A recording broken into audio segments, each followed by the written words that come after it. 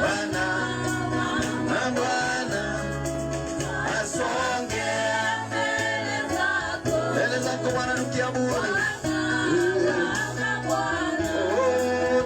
Twasongea mbele zako Bwana wa mabwana, twasongea mbele zako Bwana wa mabwana, mbele zako tena tena, Bwana wa mabwana, twasongea mbele zako, tukiabudu na kutubu dhambi zetu Bwana, tukisema kwamba unastahili.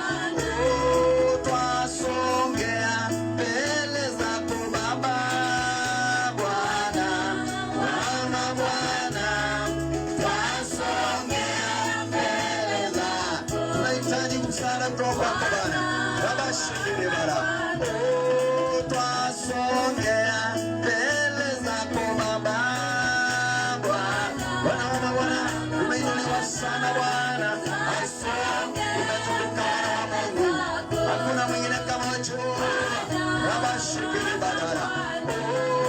Twasongea mbele zako Baba, wewe ni mwenye nguvu zote Bwana, ndio maana Bwana tunakimbilia, tunakupa utukufu maana ni wako. Pokea sifa, heshima na utukufu unaostahili. Baba shikili bara. Twasongea mbele zako Baba, Bwana na Bwana, wewe ni Mungu mwenye uwezo wote Bwana, unaheshimika mtakatifu. Twasongea mbele zako Bwana, wewe ni Bwana wa mabwana, wewe ni mwenye uwezo wote. Hilo letu na tegemeo letu Bwana, nyenyekea ili neno lako lituponye kwenye mawazo, kwenye maisha yetu Baba. Twasongea mbele zako Baba, Bwana mabwana, Jehova Jireh, Baba shekele Baba. Twasongea mbele zako Jehova Jireh, shakala baba lomakanda la baboze yetele bakanda la. Twasongea kitini pako Baba, tunakuabudu Bwana na Yesu Bwana, tunaliabudu jina lako, tumejipeana kwako kwa sadaka iliyo hai. Njoo ili Bwana ukatutumie. Twasongea mbele zako, nasema Bwana umetawala, umetawala mwenye uwezo, umetawala kwenye kiti chako cha huruma. Bwana turehemu asubuhi ya leo katika utawala wako. Hallelujah. Thank you Lord. Baba tunasema ni asante asubuhi ya leo. Asante kwa kazi zako ambazo ni za milele. Asante ni kwa kuwa umetutumikia neema hii ambayo Bwana ni neema ya kipekee juu ya maisha yetu, na kila wakati, kila lisali muda Bwana ni wewe tu unatufanya kuwa hai, unauisha nafsi zetu. Tunanyekea miguuni pako mahali patakatifu penye rehema zote Bwana, ukaturehemu na uendelee kutuhurumia pamoja na kutusamehe dhambi zetu kama wanadamu. Unapotuosha kwa damu yako kila mara, unapotufanya upya kila wakati Jehova, tunapokuja mbele zako, tunapotafuta ule upendo wa karibu, upendo ambao ni wa dhati, ili Bwana kwa kutupenda kwako nasi tumekubali, ili Bwana tukaribie pale na tuishi mahali pale kwenye uwepo wako mtakatifu na wenye uwezo. Bwana umetukuka, tukuzwa ndani ya maisha yetu. Tukuka wakati tunafanya jambo lolote, tukuka wakati tunahudumu, tukuka kwenye mataifa yote Bwana, kupitia neno lako tuponye. Unapoponya maisha yetu, ponya maisha ya watu wako Bwana. Kimbilia fikia watu katika hali tofauti, maana wewe ni mwaminifu. Kenya inahitaji msaada wako, taifa hili inahitaji msaada wako, serikali pamoja na makanisa na idara mbalimbali pamoja na jamii pamoja na mashule Bwana, yanahitaji mkono wako wako na msaada wako. Shuka Bwana, endelea kuwa nasi. Hakuna mapepo, madhabahu za kuzimu zitaendelea kutawala unapotawala. Bwana umeinuliwa. Walio njiani waharakishe tuunganike nao kwenye ibada ya kwanza. Wale tuwafikia majumbani mwao, kwenye biashara zao, wale tuwafikia kule waliko Bwana, kwenye nchi za ugeni.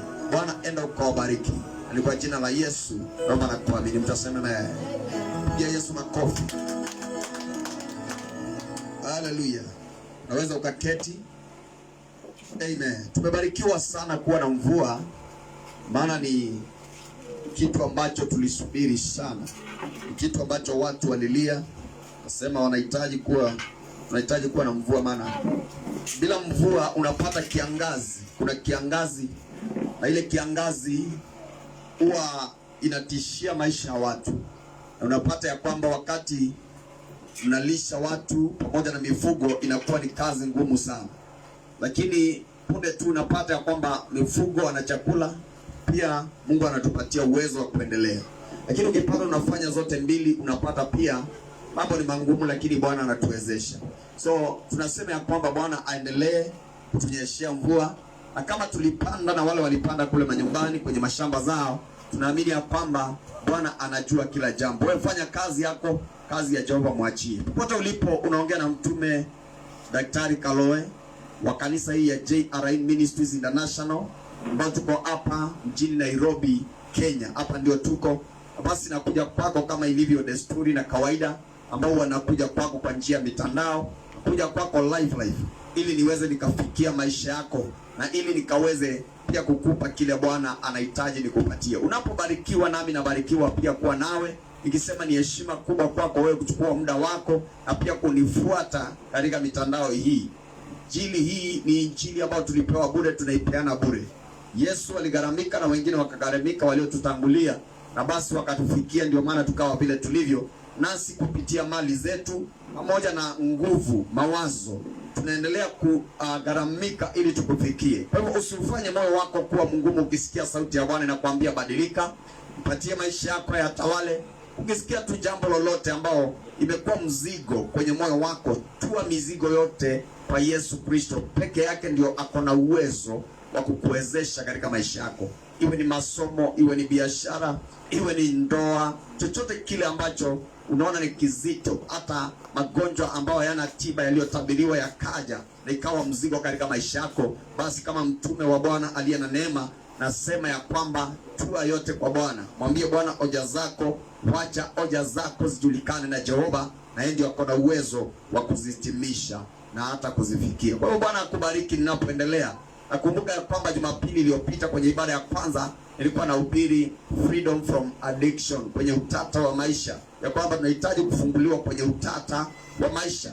Na ibada ya pili nikaendelea nikahubiri habari za kusema ya kwamba we need freedom from our sin, from any sin, ya kwamba tunahitaji kufunguliwa kutokana na dhambi, maana dhambi ndio inamfanya mtu asiende mbinguni na asimpendeze Bwana na asiwe rafiki wa Yesu Kristo. Lakini tukasema ya kwamba inawezekana tukatoka pale kwa njia moja tu, wa kwamba ni kuamini, na kila wakati pia tunatubu baada ya kuokolewa. Unajua ya kwamba ni moyo, unapoamini na unakiri na kinywa chako, basi Yesu ni Bwana na alikufa akafufuka kwa ajili ya maisha yako, basi unafanyika kiumbe kipya. Ya kale haikumbuki tena, lakini unakuwa kiumbe kipya, unaanza mambo mapya na unaanza maisha mapya, na ukurasa wako wa maisha unafunguliwa upya. Ndio maana unabatizwa, unabadilishiwa jina. Kwa hivyo popote ulipo, nataka nikwambia kwamba kuna Mungu ambao ako na uwezo. Ndio maana nasema kila wakati Mungu hufanya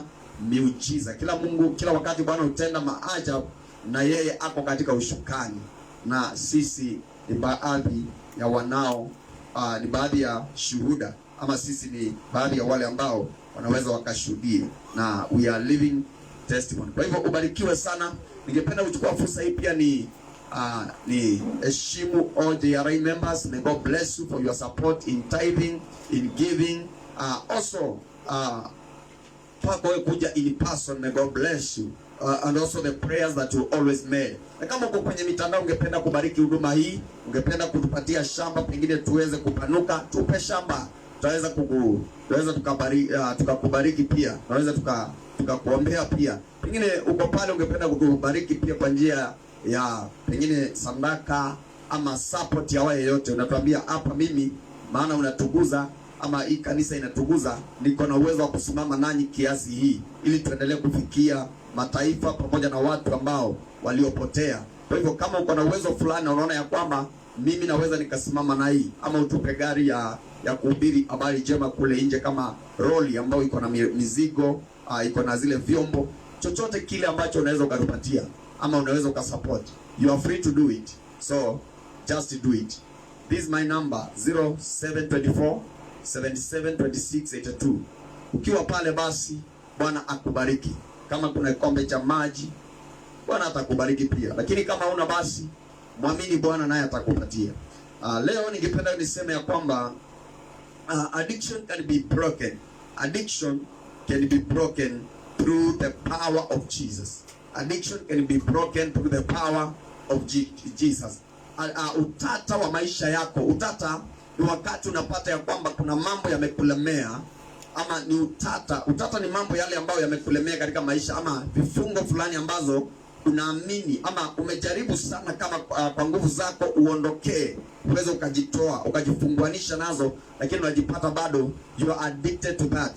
You are still there na haujui ni nini ambao inafanyika katika maisha yako. Lakini niseme ya kwamba tunapofuatilia mafunzo haya ambayo na kufunza leo na siku zote katika madhabahu hii, hakuna mtu aweze akatoka kwenye vifungo vya utata wa maisha yake. Utata wa maisha ya mtu ni wakati unapata kuna vile uliumbwa ukae, lakini unajipata kuna vile unaishi hata wewe mwenyewe haupendezwi na vile unaishi. Utata ni wakati ambao unapata kuna behavior ambazo uko nazo ambazo ni maadili ambao ni mabaya yasiyokubalika katika mwili wa mtu na katika maisha ya mtu. Maana wakati unafuata maadili yasiyo mazuri, utajipata kwamba unaenda kinyume na community, taifa, serikali, kanisa, familia na mambo mengine yote. Na sasa utata huu ambao unakufanya kuwa guilty kila wakati, unajihisi ya kwamba sifanye vizuri, huo utata ndio tunasema ya kwamba that chain can be broken, but not by anyone's power, but by the power of Jesus Christ. Through the power of Jesus Christ, addiction can be broken. Hallelujah. And we believe that because it is assured. Jana nimekuwa kule Machakos nikihudumu, ni jamaa mmoja ambao amebarikiwa akawa na degree. So I was preaching there about John 14, and I was telling people that living in authority. Hallelujah. Because the Bible says when you ask anything through my name, I will give you. Unajua mimi nimebaki na injili moja ya kuhubiri about kuhusiana na Yesu Kristo. Amen. Maana sitaki kuongeza wala kupunguza. Ndio unajipata kwamba tunahubiri tu kuhusu Yesu Kristo ama njia ya kwenda mbinguni, ama tu just that simple message. Hallelujah. Hallelujah. So nilikuwa nasema living in authority. Hallelujah. It is when you agree to use that power and the name, that power which is in the name of Jesus Christ. Hallelujah. Tukasema ya kwamba ni tunastahili kutumia zile nguvu, maana tushapewa mamlaka katika zile nguvu. Hallelujah. Tushapewa uwezo kutumia zile nguvu. Ndio maana unapata kwamba kuna watu wengi wajielewi katika maisha yao na waelewi mambo wanayoyafanya katika maisha yao. Ni kwa sababu kuna mambo mengi, kuna vitisho katika maisha yao. Unapata unatishwa na vitu fulani, unatishwa na uganga, unatishwa na watu, unatishwa na maisha. Na ukijipata unatishwa na maisha, unapata ya kwamba haujui ya kwamba kuna nguvu uko nazo ambazo hazitishiki na zinastahili kukupeleka mbele katika maisha yako. Praise the Lord. Hallelujah. Maana anasema ya kwamba in Colossians alimuinua akamketisha kwenye kiti chake kwenye kiti chake cha nini? Cha mkono wa kushoto. Hallelujah. Kwenye kiti cha uwezo, kwenye kiti cha mamlaka. Pale alipomketisha basi ni kwa ajili ya chochote atakachofanya kwa ajili ya utukufu wa Jehova. Tuseme amen. That's why anasema ya kwamba addiction can be broken by the power or through the power of Jesus Christ. Hallelujah. However, do not be fooled. Usiweze ukadanganyika. Addiction are not easy to break. Yes. Now nasema ya kwamba addiction ama utata wa maisha yako tulisema addiction ni mambo mengi sana. Wengi wanafikiria ni pombe peke yake, bangi. Hapana. Tulisema ni mambo mengi ambao yako kinyume na utaratibu ama behavior, tabia za kibinadamu. Tukasema ya kwamba mimi nimekuja nikasema it is easier, it can be broken, lakini it is not just that easier. Praise the Lord. Si rahisi sana, lakini inawezekana ikavunjika. Lakini katika mawazo yako juu ya kwamba si rahisi sana. Praise the Lord. Lakini kusema si rahisi si kumaanisha kwamba haiwezi ikavunjwa, lakini inaweza ikavunjwa kupitia nguvu za Yesu Kristo. Hallelujah. Even for the believer, hata kwa wale ambao ni waaminio, unapata kuna addiction ambao uko nazo kama Mkristo, ambao kuna utata ambao unaenda kinyume na maadili ya Kikristo, na pia unajipata tu pale ukifunguliwa, ukiombewa, bado unajipata pale kwa sababu fulani. Praise the Lord. So unapata si rahisi kuondoka katika zile vitu ama kuzivunja, lakini kupitia ile nguvu za Yesu Kristo inaweza ikavunjika. Addictive habits are deeply rooted and require much effort to gain freedom. Kwa hivyo ujue ya kwamba this addictive habit, it is something that you used to do. Hallelujah. It is something which is in your body. It is something that it is acquainted with your life. It is something that you find yourself doing every day. Hallelujah. Sasa ukijipata unafanya kila kitu kila wakati, ujue kwamba ishatiwa kwenye mizizi. Ujue kwamba ni kitu ambao kiko katika mizizi. Kuna source, na source ya kila kitu inakuanga na mizizi yake ambayo imeenda chini kabisa. Lakini ujue kwamba kila mizizi, for example, ukitaka kukata miti, ukikata miti, ule mti lazima ufanye nini? Uote tena, si ni kweli? Lakini uking'oa miti na mizizi, ile miti haiwezi kamea tena. Praise the Lord. So kila kitu inakuanga na source yake. Kama ni addiction, kama ni ugonjwa, lazima kuna kitu ilianzia mahali fulani. Hata cancer, kuna mahali inaanzia ili inaenda inakuwa chronic, inaitwa cancer. Na inafika mahali, kuna wanasemanga kama ni cancer, kuna stage ambayo inaweza kuwa controllable. Si kweli? Wanasema we can control at this stage. Lakini kuna stage inafika unaambiwa it is too late, but we can help you. We will be helping you. Unasikia mambo ya chemotherapy na mambo mengine, watu wanapitia kwa hizo za stima, wanachomwa hivyo tu, lakini wakingojea siku zao za kupumzika. Praise the Lord. Lakini kuna stage ya cancer, unaweza ukaingia kwenye hospitali unaambiwa this is early. The early the better. Hallelujah. So nakwambia hii nayo we can deal with it. Na unapata kwamba wameshughulikia, inaweza ikapona. So hivyo ndivyo, na ndio unasikia kwamba prevent is better than cure, because prevent is better than cure, because now you are preventing. When you are preventing something, it is when you realize what you are going through and you begin to prevent it early before it becomes a poison to your life. Hallelujah. Lakini mtu anayetibiwa akiwa anakunywa madawa kila siku ama amelazwa kwenye hospitali, unapata amempoteza muda pale, afanye kazi, unapata haijulikani kama atapona ama atapona. Na sasa unajipata wakati umeprevent, kama malaria. Kama ukiangalia na white people, wakati wanakuja hapa ama wanasafiri kwenda nchi zingine, kuna madawa, wakijua wanasafiri tu, wanajua the more umechange climate na mambo mengine, kuna kitu kama malaria itakupata. So unapata ana prevent, anakunywa dawa ya malaria kabla. Tuko pamoja? So malaria ikija haitamfanya nini? Malaria ilikuwa inaua, lakini leo haiui, lakini bado iko na uwezo wa kuua. Kwa sababu ukisikia signs za malaria kama joints, usikie uchovu, usikie. Sasa usipo prevent, utajipata basi either imekuua ama imekuweka kwenye kitanda. Lakini leo hii ni vigumu sana usikie mtu ako na malaria ako kwenye kitanda hajaenda kazi, kwa sababu watu wameshajua signs zake na wamejua madawa zake na wanaanza kuiprevent. Are you getting something? Praise the Lord. So when I'm talking about addiction, it is something that you need to deal. You need an effort. Unahitaji, you need to pull up your socks. Unahitaji kazi kubwa, unahitaji kujitolea sana, kuichukua kama kazi ili kuiondoa pale, ili uwe ana freedom, ili ufunguliwe kutoka pale. Ndio naona mara mingi wale watu ambao kama sasa ni msimu wa mvua. Tuko pamoja? Sasa ni msimu wa mvua. Najua Kevin umepanda, ndio ulikuwa nyumbani umepanda, si kweli? Ama umetumana kumepandwa. So unapata ya kwamba kabla upande kuna preparation. Na ile preparation unapata hata mmoja unajua ni mkulima. Kuna watu wa kulima hapa. So unapata ya kwamba kuna preparation ambayo unafanya katika ile shamba. Unatumana wale wanalima na plow zile ng'ombe, wengine wanalima na tingatinga. So wanalima ile shamba inakuwa iko empty. Hakuna weeds, hakuna nyasi, hakuna hizo mimea zingine. Kwa sababu kuna ile wewe unataka, sasa unatoa ile ambayo inajiweka pale ambayo hastahili. Tuko pamoja? So unaiprepare, unapanda. So ukipanda kuna time inafika zile weeds zingine zinamea. Zikimea ili ile chakula iwe healthy, unapata ya kwamba unakuja unalima hizi zingine. Lakini kulima unang'oa na mizizi. Tuko pamoja?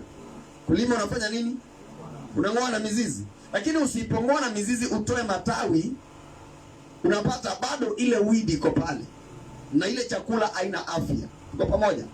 Halo, tuko pamoja? Ile chakula ina nini? Haina afya. Na pia itaendelea kumea na ile namna hiyo tu. Lakini unapata kutoa yale matawi tu ni rahisi sana.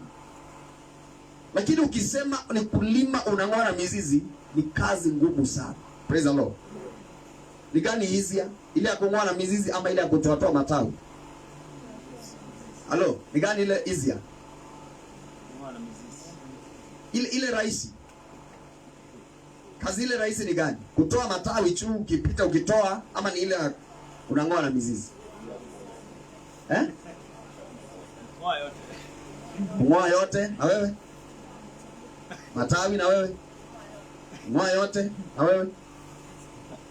Unajua nauliza aje? Nataka uelewe swali yangu. Nauliza hivi, sisemi ile mzuri. Unanielewa? Nasema ile rahisi. Kazi ile rahisi. Tuseme huyu anang'oa, anataka kung'oa miti na mizizi. Tuko pamoja? Na kuna huyu mwingine naye anatoa matawi. Nani anafanya kazi rahisi? Yule anatoa matawi. Si ni kweli? So, addiction usipoishughulikia kwa kiasi ya kwamba unang'oa, unafanya kazi ngumu, uishughulikia hapa juu, ile kazi rahisi, utapata bado haiondoki. Unapata bado uko tu pale. Haiondoki, iko tu pale. Ukitoa kwa hii, unaingia kwa ile. Tuko pamoja? Lakini kung'oa na mizizi kumaanisha inahitaji kazi mingi sana. Kuna kazi unafaa ufanye ili uweze kufanya nini? Kung'oa na mizizi. Tuko pamoja? So kazi ya kung'oa na mizizi it is much tougher. It is hard work, effort. Hallelujah. Ndio maana tunasema addiction lazima ung'oe na mizizi. Tuko pamoja? Praise the Lord. Amen. Praise the Lord. Amen. It is like more to pull up the weed by the roots. Hiyo tumesema. So ukiangalia, leo nikupatie njia 7, lakini leo tutaangalia 3. Jumapili tuangalie hizo zingine. Tutaangalia 3 maana ni njia tofauti. I want to give you 7 ways or steps that will help you to become free from addiction. Ile ambao itakufanya tu easier, itakupatia njia rahisi, ama itakusaidia kutoka katika utata wa maisha yako. In your battle against addictions and your desire to follow Christ Jesus as Lord of your whole life, some of these steps will be easier than others. Some will require great humility and repentance. Others will require you to be very consistent in a new behavior. Hallelujah. Kwa hivyo unapotaka lazima kuna njia 7 ambazo nitakupatia ama utazihitaji. Na ujue kwamba kuna zile ambazo zitahitaji kunyenyekea na zitahitaji kutubu. Maana ukisha zizijua, uko pamoja, unatubu kwa ajili yake. Na kuna zingine itabidi unyenyekee. Sijui kama ushaiona mtu ambao alikuwa anaishi maisha mazuri, ako na gari mzuri, gari ya kunywa mafuta, gari ya pesa mingi. Alafu all of a sudden amefutwa kazi ambayo alikuwa anaifanya, analipa vizuri. Alafu ule mtu amekatalia tu pale na gari kubwa na maisha yale ile level alikuwa anaishi. Yule mtu unapata ya kwamba maisha yake iende vizuri, lakini anajifanya akosa. Unanielewa? Anajifanya ako wapi? Anajifanya tu ako sawa, lakini hayuko sawa kabisa. Anang'ang'ana, anastrain na maisha. Hataki kushuka afikie yale maisha ambayo yamempata. Amen. So hivyo ndio nasema kwamba humility ni wakati ambao umeshajielewa na ukaacha njia mingi za kujifanya bado uko na yale mambo, ukashuka. Hiyo ndio kunyenyekea. Unashuka chini tu, unasema sasa wacha ni complain. Nishajielewa, nishajua kile napitia, nishajua maisha yangu, nishajua mimi napitianga haya na kuanga na hii. So nanyenyekea. The moment umenyenyekea, utatubu definitely kwa ajili ya hiyo. Unaanza kuomba msamaha ndani ya maisha yako, unaanza kusema kweli nimekosea, kusea watu namna hiyo. Unaanza kufikiria. Tena ukinyenyekea kabisa, ni kama my brother hapa wakati aliacha pombe na yale mambo mengine, alijinyenyekeza. Maana mtu wa pombe ni mtu ambao anafikirianga anajua kila kitu na huwezi mcontrol. Lakini the moment tu alikubali. Si unajua watu wanafikirianga tu nikiokoa. Ni watu wangapi tumeombea kwa crusade wakisema nimekuja kutoka leo nataka niache pombe na nifanye nini? Anafikiria hiyo kuconfess peke yake ndio kuacha pombe. Haiwezekani. Praise the Lord. Kwanza ni mtu anyenyekee, akisha nyenyekea ama ajikubali. Yaani kutoka pale ameamua na moyo wake. Kutoka pale sasa akisha kiri zile nguvu zinamsaidia. Tuko pamoja? Ni kuchange, akubali kubadilika mwenyewe. Utasema amen. Utasema amen. So inahitaji humility and repentance. Others will require your consistency in a new behavior. Hallelujah. Mengine yatahitaji ukisha nyenyekea na kutubu, kuna mengine nayo yanahitaji kubadilisha tabia. Hallelujah. Kila wakati unafuatilia kubadilisha. For example, ulikuwa unavuta sigara. Sigara ndio unasikianga ni shida sana kuacha. Pengine ulikuwa unavuta sigara paketi moja. Amen. So unapata kwamba kama ulikuwa unavuta sigara paketi moja, au naongea na wale watu hawajaokoka, na pengine anataka maisha yake ibadilike, so anaacha polepole. Anasema sasa nitatoka kwa paketi moja, anaanza kureduce. Tuko pamoja? Ni kuchange behavior. Anaanza kuchange kukaa na wale watu, zile groups mbaya. Anaanza kuchange kwa yale maduka, anaanza kupita mbali ili asiweze kununua zile sigara. So kudanganya ile kiu, lazima kuna vitu, kuna behavior atachange ya maisha. Tuko pamoja? Hello? Naongea na watu ambao wako na utata fulani katika maisha yao. Maana utapata kuna watu wengi ambao kuna mambo yamekuwa katika maisha yao kila wakati yakiwa shida, na lazima wale watu wajielewe, na wakishaelewa njia hizi basi lazima watabadilika. So kwa kufuatilia kila wakati unasema nitachange, unachange, ni kutoka kwa moyo wako unasema utachange, lazima mambo ibadilike. So taken together, repentance, that is repentance and humility and changing behavior. So taking together these steps will help you become a person who is no longer a slave to sin, but a servant of Jesus Christ. Hallelujah. So unasikianga watu wanaambiwa okoka, wachana pombe uokoke. Unanielewa? Wacha ukahaba ufanye nini? My evangelist. Hallelujah. Anakufanyia kazi kuwa nini? Kuwa raishi. Sababu anataka utoke kwenye zile vifungo, anachukia zile vifungo.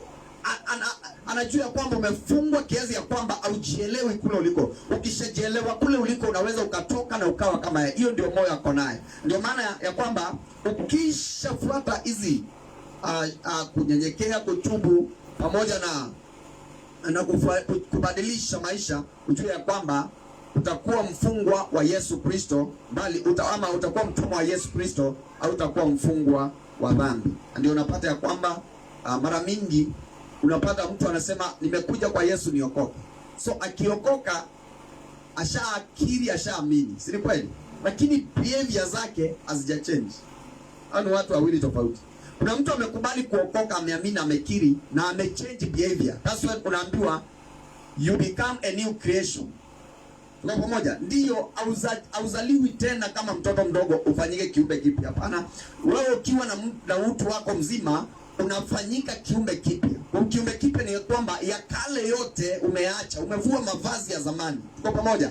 Umetoa vitu za kale zote unaziacha. Umevuka kwenye ukurasa wa kale ukaingia kwenye ukurasa mpya. Tuko pamoja? So unaanza mapya, ukurasa wako ni upya, hujawahi funguliwa tena. Lakini unapata kuna watu bado yale mambo, ingawaje wamekiri, wako makanisani, wameokoka, lakini kama walikuwa addicted na uongo, bado wamekuja nayo kanisani. Bado wamekuja nayo kwa wokovu. Kama walikuwa wanavuta sigara, hujaikutana na mtu ya kwamba anavuta sigara na akikuona blood anaishika kwa mkono hivi. Na wewe wewe pengine hujaiona, mtaongea na yeye, pengine unamtolea ule ushuhuda. Kama ingekuwa ni zamani tulikuwa tunatoleana ushuhuda mrefu, kumbe inamchoma mkono, ameishika tu namna hii. Ama hujaikutana mtu anakula mogoka hapo, ukikutana unajua mogoka inakuanga hapa hivi, macho kubwa na hapa hivi kwa pamoja. Ukikula sana ndio macho inakuwa kubwa, lakini kabla ija nini akajashika macho bado haijakuwa kubwa, si kweli? So inakuwa hapa hivi, alafu akikutana nawe anajaribu kuirudisha ingia hapa katikati. Amen. Alafu ukiongea na yule mtu tu akotuza hapa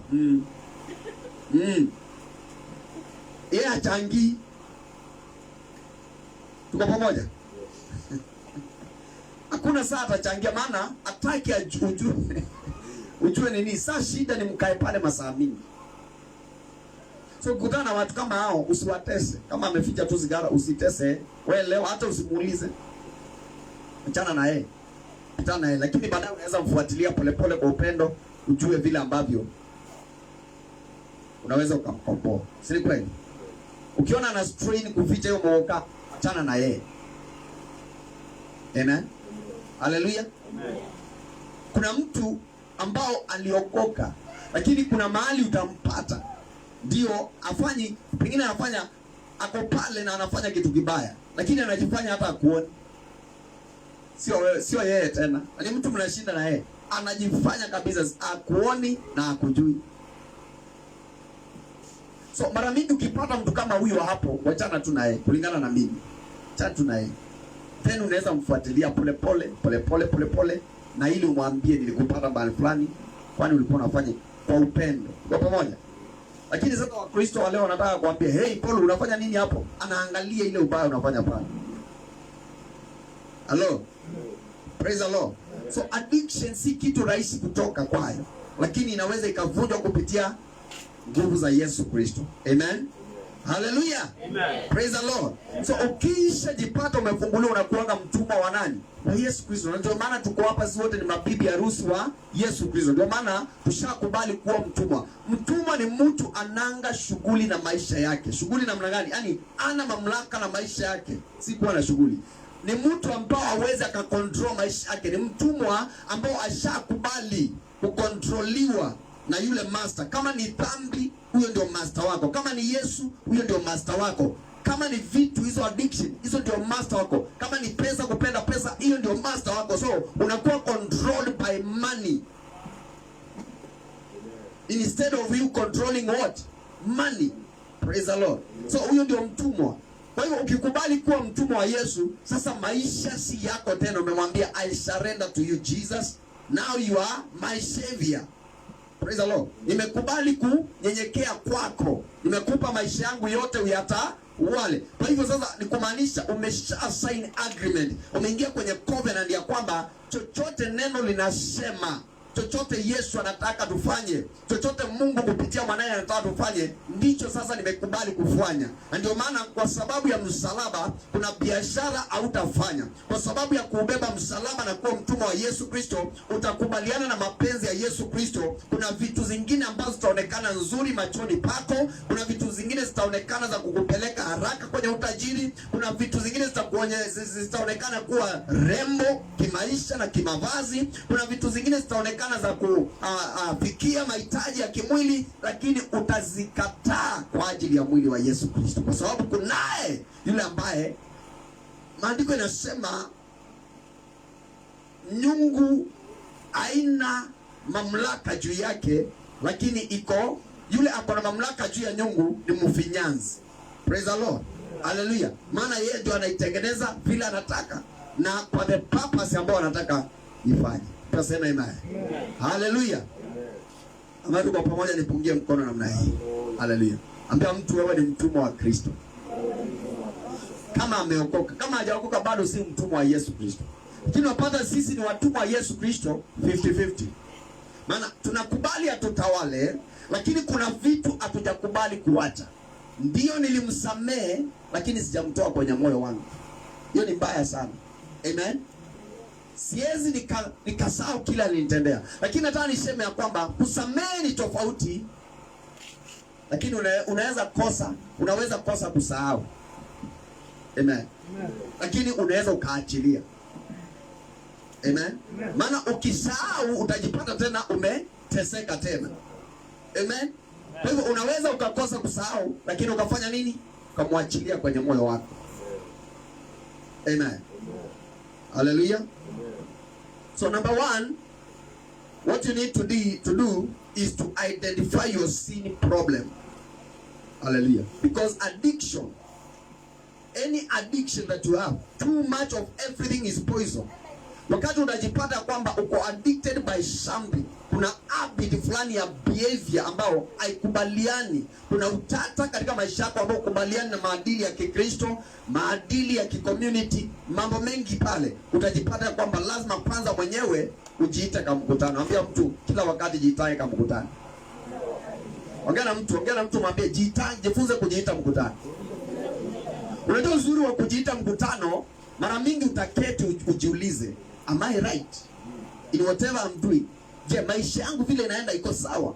Unajiuliza, yani kila wakati unajiuliza mwenyewe. Hata mhubiri afai kusoma vitu akuje kuhubiria watu. Hapana, yeye mwenyewe anauliza zinamsaidiaje? Maana lazima kuna kitu ambako pia kwake kanamlemea, katamuondokea namna gani? Hallelujah. Praise the Lord. Lazima. So anajiuliza, je, mwenyewe ukijiita mkutano, basi unajiuliza, je, kama nikikaa kwa mikutano huwa nakosana na watu? Ama nikitoka hapa nikienda pale watu wanalalamika, nikitoka hapa nikienda pale wanalalamika. Hivyo. So unajiita, wacha kucomplain kila wakati. Hebu rudi nyuma. Ujiita mkutano. Kama Nicodemus alisikia habari, lakini yeye akaenda, pengine alirusha mikono, lakini alipojiita mkutano akaona kweli ule mzee alikuwa anazungumza maneno. Amen. So wakati unajiita mkutano, unajipata ya kwamba sasa unaanza kujifikiria. Unaanza meditate. Unaanza kujifikiria. Je, ni kwa nini kwa hii familia niliolewa, kwa nini kila mtu ako against me? Wanaweza kuwa against you kwa sababu ya maombi mingi. Wanaweza kuwa against you kwa sababu umeokoka. Wanaweza kuwa against you kwa sababu wewe ni mtu wa moshene. Unajua moshene? Kasuku. Kuna watu wanyamazangi na aongei vitu nzuri, yeye ni para na kupiganisha watu. So ukijiita mkutano, ni wakati unaanza kujichunguza. Kwa pamoja unajichunguza ni nini huwa inaendelea. Kwa nini watu wanikubali? Kwa nini watu wanisikizi? Kwa nini mambo haya yafanyiki kwangu? So ukianza kufikiria hivyo, sasa lazima Roho Mtakatifu aliye ndani yako atakuonyesha ni nini. Praise the Lord. Utajua kama hapa nilikataliwa juu ya hii, na kama pale nilikataliwa juu, definitely utajua shida iko wapi. So you identify your sin problem. It is a sin. Hallelujah. So ukielewa shida ya dhambi yako, ukielewa shida ya dhambi yako, then kutoka pale maisha yako itakuwa tofauti. Utainua mikono yako mbele za Bwana, useme kama Daudi, Zaburi. Fungua Zaburi kama uko na Biblia. 139. Psalms 139 verses 23 to 24. Inasema, search me, O God, and know my heart. Hallelujah. Search me, O God, and know my heart. Try me and know my thoughts, and see if there is any grievous or any wrong way in me, and lead me in way of everlasting. Praise the Lord. Huyo ni Daudi. So Daudi, kama kuna mtu aliona mambo mengi sana duniani ni Daudi. Lakini anafika mahali anajiuliza, je, hapa nimefika, tulipigana vita tukaona Mungu, lakini sasa hapa Mungu hajajitokeza. Hallelujah. Na huyu Daudi ni ule anaua Ulia ili achukue mke wake. Hallelujah. Na bado ni mtu ambaye anaongoza taifa kubwa. Ni mtu ambao Mungu anamuita man after my own heart. Ni mtu ambao alifanya vituko. Hallelujah. Hallelujah. Lakini bado Mungu anamuita man after my own heart because of humility. Alijua kunyenyekea na kuvunjika mbele za Bwana na kujua shida zake na dhambi zake, alafu anaanza kuzitatua. Sikia vile anamwambia Bwana, hebu chunguza moyo wangu. Praise the Lord. Huyo ni mtu akona unyenyekevu mkubwa sana. Sasa ukijiita mkutano, kama unajua Mungu unainua, unaanza kuomba maombi kama haya kama mtumishi wa Mungu. Unasema sasa, chunguza moyo wangu. Praise the Lord. Hebu inua mikono yako mwambie Bwana, chunguza moyo wangu. Sema, Bwana, chunguza moyo wangu na ujue moyo wangu. Haleluya. Na anamwambia nijaribu ili ujue mawazo yangu. Praise the Lord. Maana kwa mawazo baada ya moyo yanatuma kwenye mawazo, na mawazo yanakuelekeza. Praise the Lord. It is through the thought that you make decision in your heart. After the confirmation and after the confirmation and the believing of the heart. Somebody shout hallelujah. Praise the Lord. So amenyenyekea sana, akamwambia search me, oh my God, and know my heart, because everything I told you begins in the heart. Nikwambia kila kitu. Ukiona hata kimutu ambacho kinapenda pesa, shida ni moyo, na unaweza ukaishughulikia. Hallelujah. Ukiona mtu anapenda mambo ya mkono, shida ni moyo. Praise the Lord. Maana nikwambia upendo si kwa mawazo, upendo unaanza kwa moyo. Hallelujah. Praise the Lord. Ukianza kutamani vitu ni kwa sababu moyo umetamani. Ingawaje umeona na macho, zile five senses ambazo tulisema macho, mapua, masikio, tukasema kuguza, kufanya hizi zote. Maana ukiona then unatuma hiyo kwa moyo, unatamani. Praise the Lord. Hallelujah. So anasema kwamba chunguza, nichunguze tu. Hebu tafuta kwenye moyo wangu kama kuna kitu ambacho nimeweka, na unijaribu mawazo yangu. Hallelujah. Praise the Lord. Na uone kana kwamba kuna njia mbaya ziko katika moyo wangu. Kuna njia mbaya nishaamua kuzichukua ili uniongoze kwenye njia za uzima wa milele. Praise the Lord. Another one, ili uniongoze kwenye njia za mapenzi yako, ili uniongoze kwenye njia ambazo sitakwaza watu. Praise the Lord. Ili kama kuna njia nishaijichagulia, uniondolee Jehova. Hallelujah. Hallelujah. Amen. This prayer, it is to invite the Spirit to search your heart, because it is the Spirit which searches the heart and the spirit, because we have the Spirit. Praise the Lord. And we have the heart. Na kwa sababu roho ndiye anachunguza maisha ya mtu. Roho ndiyo inachunguza moyo wa mtu. Roho ndiye anachunguza roho ya mtu. Praise the Lord. It is the Spirit which searches your heart and the spirit. In 1 Corinthians chapter 2 verses 10. Hallelujah. Inasema nini? 1 Corinthians chapter 2 verses 10. Who has it? They are reading for us. 1 Corinthians chapter 2 verses 10. Because in all addiction, yes, anyone? Yata alienayo hapo? Wakorintho wa kwanza kifungu cha pili mstari wa 10. Nani? Tusome.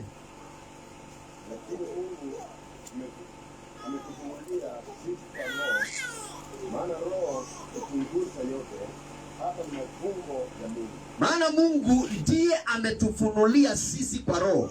Maana kupitia kwa roho ufanya nini? Ufunua. Si ni kweli? Maana ni kwa huyo roho ufunua. Kwa hivyo Mungu ametufunulia kupitia kwa roho. Kwa hivyo yule roho ndiye ufunua siri. Yeye ndiye ufunua vitu ambazo zimejificha. Bila roho hauwezi ukajua. Hallelujah. And your man, sometimes we are not sure what the root cause of our addiction may be. The outward behavior may be drinking alcohol. Praise the Lord. Maana hatuwezi jua ni utata gani, ni tabia gani ambazo tuko nazo, lakini kama tunazijua lakini hatujui kiini chake, hatujui chanzo chake. Inaweza kuwa pale nje tunaona mlevi, unaona kimlevi fulani. Na nikwambia usichukie walevi, chukia kitendo, chukia ulevi ule. Usichukie mlevi, maana yule ni mtu na ni kazi ya mikono ya Jehova, na Bwana anaweza akambadilisha kama utamfuatilia kwa kumwombea na kumweleza, ili Roho Mtakatifu, maana kazi ya Roho Mtakatifu ndio ubadilisha, si wewe. Roho Mtakatifu ndiye ana convict, ndio anashawishi, aendelee kumshawishi ili aweze kubadilika, na kama ni vifungo ziweze kuvunjika. But addiction can be broken through the power of Jesus Christ. Hallelujah. Praise the Lord. Amen. So we are not sure the root cause of any addiction may be. Inche tunaweza tukaona ni mlevi, ni mtu wa kunywa pombe. But the problem may be depression over the lack of money. Praise the Lord. So ni kiini kilifanya huyo mtu aanze pombe? Lazima tujiulize hivi. Ni kiini gani kilianza kikafanya huyu mtu awe anatukana? Maana kuna mtu yakitoa matamshi ni matusi tu. Ni kiini gani huwa kinafanya huyu mtu apigane na mke wake? Ni kiini gani ambacho kinafanya huyu mtu aweke fear kwa watoto wake? Ni kiini gani chanzo cha yule mtu maisha yake kuleta utata? Praise the Lord. Hallelujah. Pengine akona depression fulani, mawazo ya kuwaza na kuwazua. Hallelujah. Pengine kuna depression, kuna kitu kinasumbua maisha yake, kuna kitu kinasumbua nini? Mawazo yake. Unaweza ukaona mtu pia ameacha kuja kanisa. Lazima utafute chanzo. Unaweza ukaona mtu amepagawa, tunamfungua hapa kila siku lakini hafunguki. Unapata kuna chanzo cha kile kitu. Maana kila kitu ukitaka kudina kila kitu, kama ni maisha baya, lazima udina the root cause. Praise the Lord. Lazima utafute chanzo, ushughulikie chanzo. Maana usiposhughulikia chanzo, upigane vita hapa juu, hizo vita utakamilisha. That's why unasikianga nikikemea mapepo nasema nimeng'oa na mizizi. Praise the Lord. The root cause. Chanzo nimeng'oa na mizizi. Hallelujah. Hata wewe spili utajipata unafanya deliverance mahali popote, make sure umedeal na the root cause. Praise the Lord. Make sure unasema ya kwamba nimeshughulikia chanzo kilicho kufanya mtumwa. Nimeshughulikia chanzo cha mtumwa wa maisha yako. Nimeshughulikia kile chanzo kiliokutia kwenye utumwa wako. Ukishughulikia kile kupitia damu ya Yesu Kristo na nguvu za Yesu Kristo, then kile chanzo lazima kitaondoka. Wakati wowote ukiombea maisha yako kila wakati, pengine the root cause ya maisha yako kuharibika ni generational ama ni generational foundation.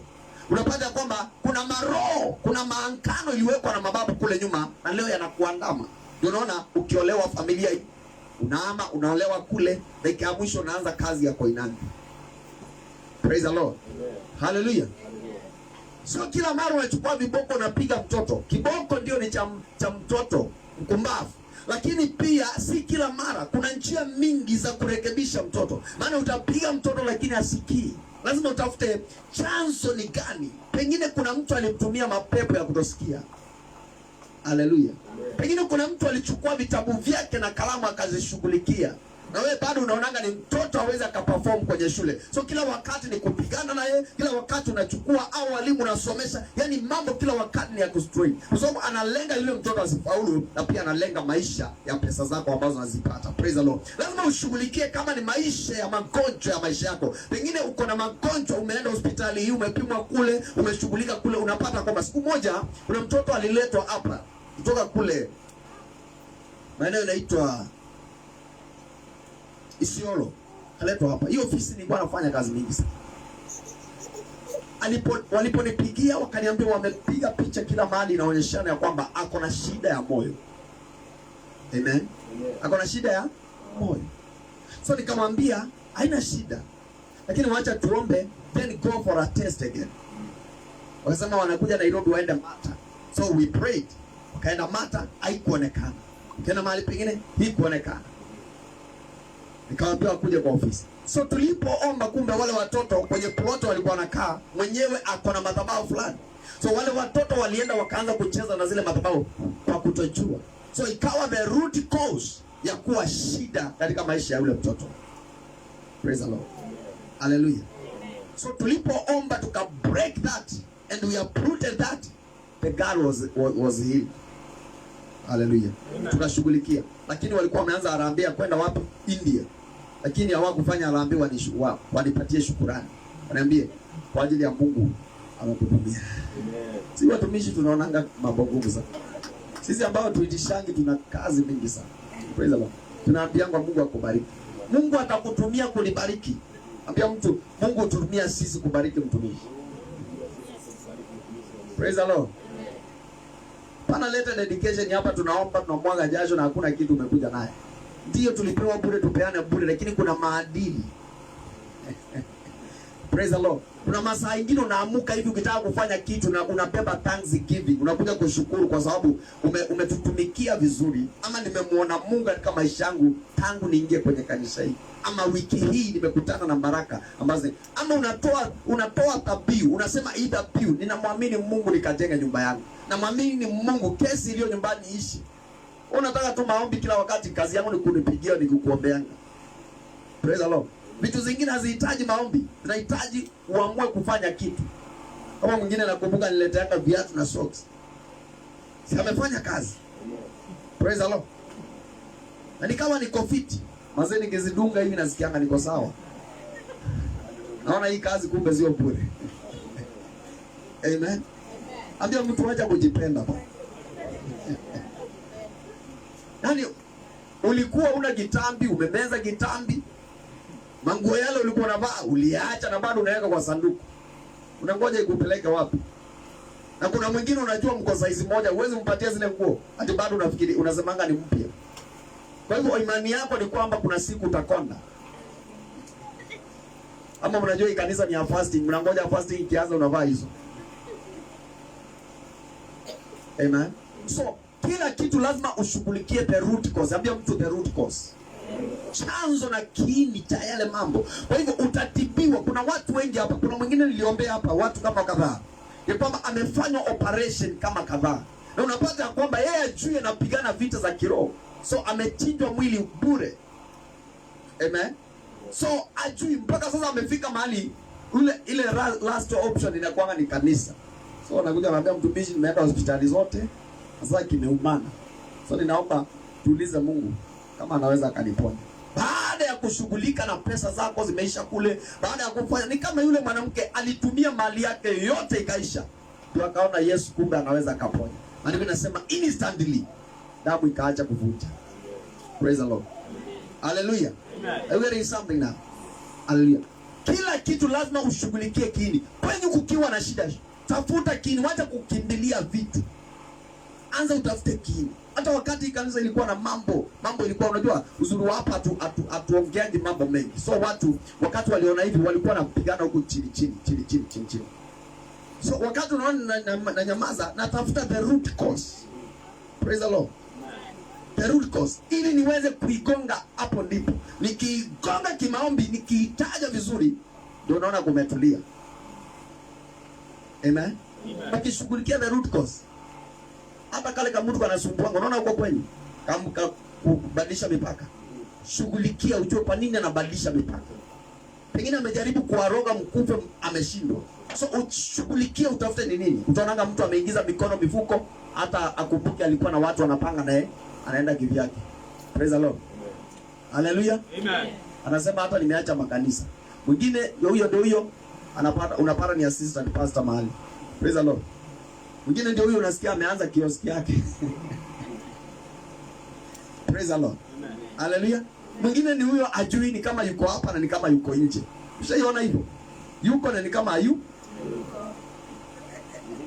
Lakini hawajui kuna mtu alishughulikia the root cause. Akachanganya kile ambacho walikuwa wamepanga kabla kipangike. Sema amen. Praise the Lord. Kwa sababu ukijua the root cause ya shida unayoipitia, itakuwa ni rahisi kuishughulikia. Ndio unaona maadui zako wakisha jua the weak point ya maisha yako, ni rahisi sana kukuangusha. And that's why I do tell people, don't share your information with anybody. Hallelujah. Wacha kushiriki hii mwezi na vile nasikia nitanunua kagari. Unafikiri watu wanafurahia wewe kununua gari na yeye hana gari? Tunasema ni ushuhuda. Amen. Na kwanza hii ghetto, sema ghetto. Watu wa ghetto ujipiga kifua mazee. Wanasikianga ni kama hii dunia ni yao. Amen. Hallelujah. Anafikiria kumbe kuna watu wako na vitu huko wamenyamaza, lakini kuna mtu anakuambia mimi nakuanga na pesa kama magunia. Praise the Lord. Hana chochote, ni story ya bubwazi. Praise the Lord. Wacha kuambia watu nitasafiri. Yaani kila wakati tu uko na, kumbe kuna mtu ashajua kusafiri, anakutega kwenye ajali. Anatuma malaika wa kifo kabla ufike. Praise the Lord. Hallelujah. Lakini ukidina root cause ni kwamba unajua kuna maajali, kuna watu huenda kinyume chako. Maana Wakorintho wa kwanza 16 mstari wa 9 unasema milango mingi imefunguliwa mbele, na milango ambao ni effective. Effective means iko na njia mingi sana ya kufaulu. Praise the Lord. Lakini opposers, maadui ndio wengi, wanajaribu kuzifunga, wanajaribu kukuzuia. Kama ni ya pesa wanaizuia, kama ni ya kubarikiwa wanaizuia, kama ni ya kuendelea wanaizuia, kama ni connection wanaizuia. Praise the Lord. Lakini ukijua hivyo utajua kwamba mbele yangu ingawaje sioni, nina imani. So unajua kwamba nitadina the root cause of the devil, because the other, not the other, the god of this world is the devil. Praise the Lord. Yeye ndio bwana wa dunia hii kama ujuani. Ndio maana anamuita Yesu, anamwambia baada ya kufunga, najua umefanya kazi mingi sana, lakini unahitaji maisha hapa duniani. Anamwambia unaona hii mali yote ni yangu. Alikuwa right. Ndio maandiko yanasema kupitia yeye Yesu Kristo vitu vyote viliumbwa. Lakini sasa amekuja kwenye utawala wa yule ambaye alifanya mwanadamu, akampatia Adamu wa kwanza, akampatia, praise the Lord, akapatia shetani atawale, akamuondokea utawala kwenye kiti chake cha utawala. So Yesu akaja kwenye mamlaka yule mtu sasa. Maana ni mamlaka yule mtu kwa sababu amezaliwa kama mwanadamu. Praise the Lord. Mpaka siku ile, maana alikuwa shaomba, akadina the root cause ya temptation, akajua kwamba kutoka leo ninajua nitajaribiwa. So wakati anamwambia imeandikwa, naye anamwambia imeandikwa, dakika ya mwisho akajua ana deal na mwenye vitu vyote. Hallelujah. Anadila mtu aliyekamilisha vita, anadila mtu aliyejua mbele ya yeye kujua. Praise the Lord. So akamwambia kwamba imeandikwa, baadaye akadisappear. What happened? Hallelujah. Praise the Lord. Alipokufa akafufuka, ikawa ameshinda hayo yote nguvu, ikawa shetani hawezi kujaribu tena, maana yeye ndio mzaliwa kwanza na yeye ni roho wa Mungu. Pigia Yesu makofi. Hallelujah. Praise the Lord. So inaweza kuwa watu wengi wanakunywa kwa sababu kuna kitu kinamsumbua kwenye akili yake. Ako na trauma. Pengine alikuwa na mke, walipendana sana, akafa dunia. Na kutoka pale ikawa watu wote wanamshtumu. Pengine yule alikufa kwa ajili ya TB, watu wanasema ako na ukimwi. So badala ya watu wamtie moyo, watu wanamkejeli. So yule mtu anakaa, anaona in surrounding na hajaokoka, anajipata, wengine walikuwa wameokoka, anajipata ako peke yake. Maana watu kuondokea wakati umeingia kwa shida. So anaangalia, anaona mahali popote anaweza kimbilia. Roho inamwambia anza kunywa pombe. Kunywa chupa moja tu ili utulize mawazo. Pengine ameanza hivyo, akaendelea ikawa addiction. So yule mtu lazima ujue, keti na yule mtu, utaki kujua chanzo ya kunywa pombe kwake ilianza wapi, ili udine the root cause. Praise the Lord. Ungoe na mizizi, ushughulikie shida yake. Tunasema amen. Yeah. Hallelujah. Yeah. Kama ni mke mwambie kuna mume wa wajane. Kama ni bwana alikufa kuna mume wa wajane. Praise the Lord. Kama ni baba alikufa mwambie kuna baba wa mayatima. Hallelujah. Praise the Lord. Yeah. Inawezekana ama iwezekana? Inawezekana. Ni job, he had good job opportunity. Kuna watu wako na cheo, anapata kwamba amewekewa fitina, amepigwa, amewekewa vitu, mpaka hata pesa zake ambazo ni za dividend na kila kitu zishaenda. So yule mtu anafutwa kama mtu asiye na kitu. Praise the Lord. Na kwa amezoea maisha ya shida, pengine mawazo yake iko na shida. Kuna the root cause ni kule kufutwa kazi.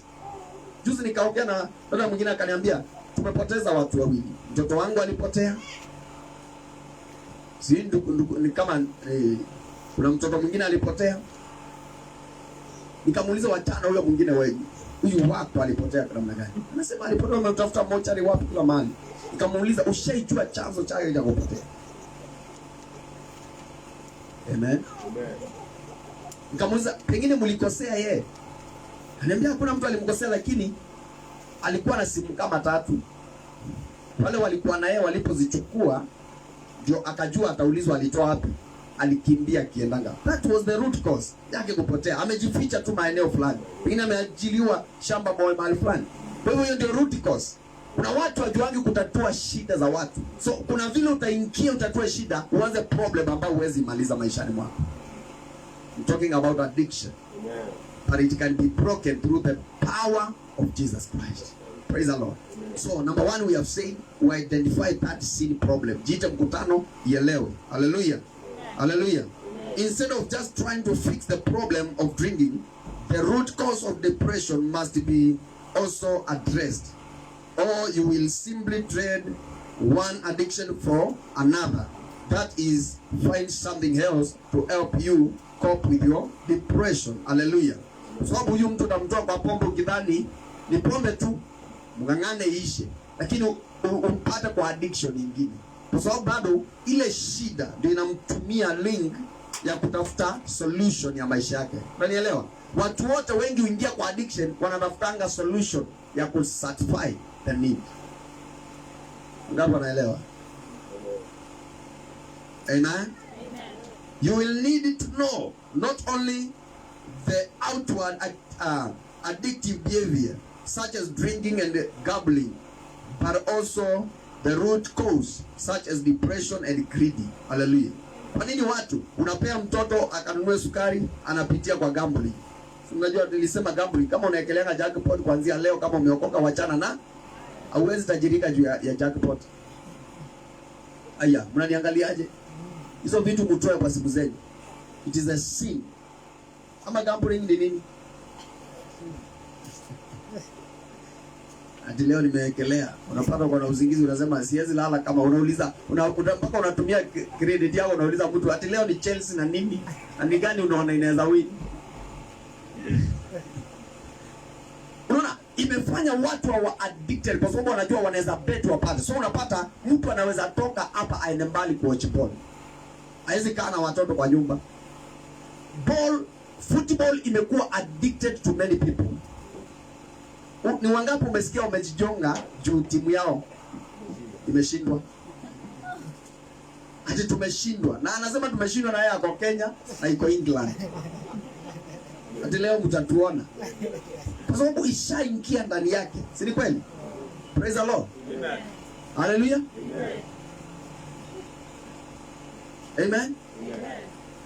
Nasikia mtu ako hapa kijiji na anasema tulinunua Chelsea. Tulinunua na nani? Uliza mtu mlinunua. Ati wanawake tulinunua nini? Amutuwezi. Naye ako tu hapa. Kama ni hao kina Pogba na wale wengine hawamjui, kina Ronaldo.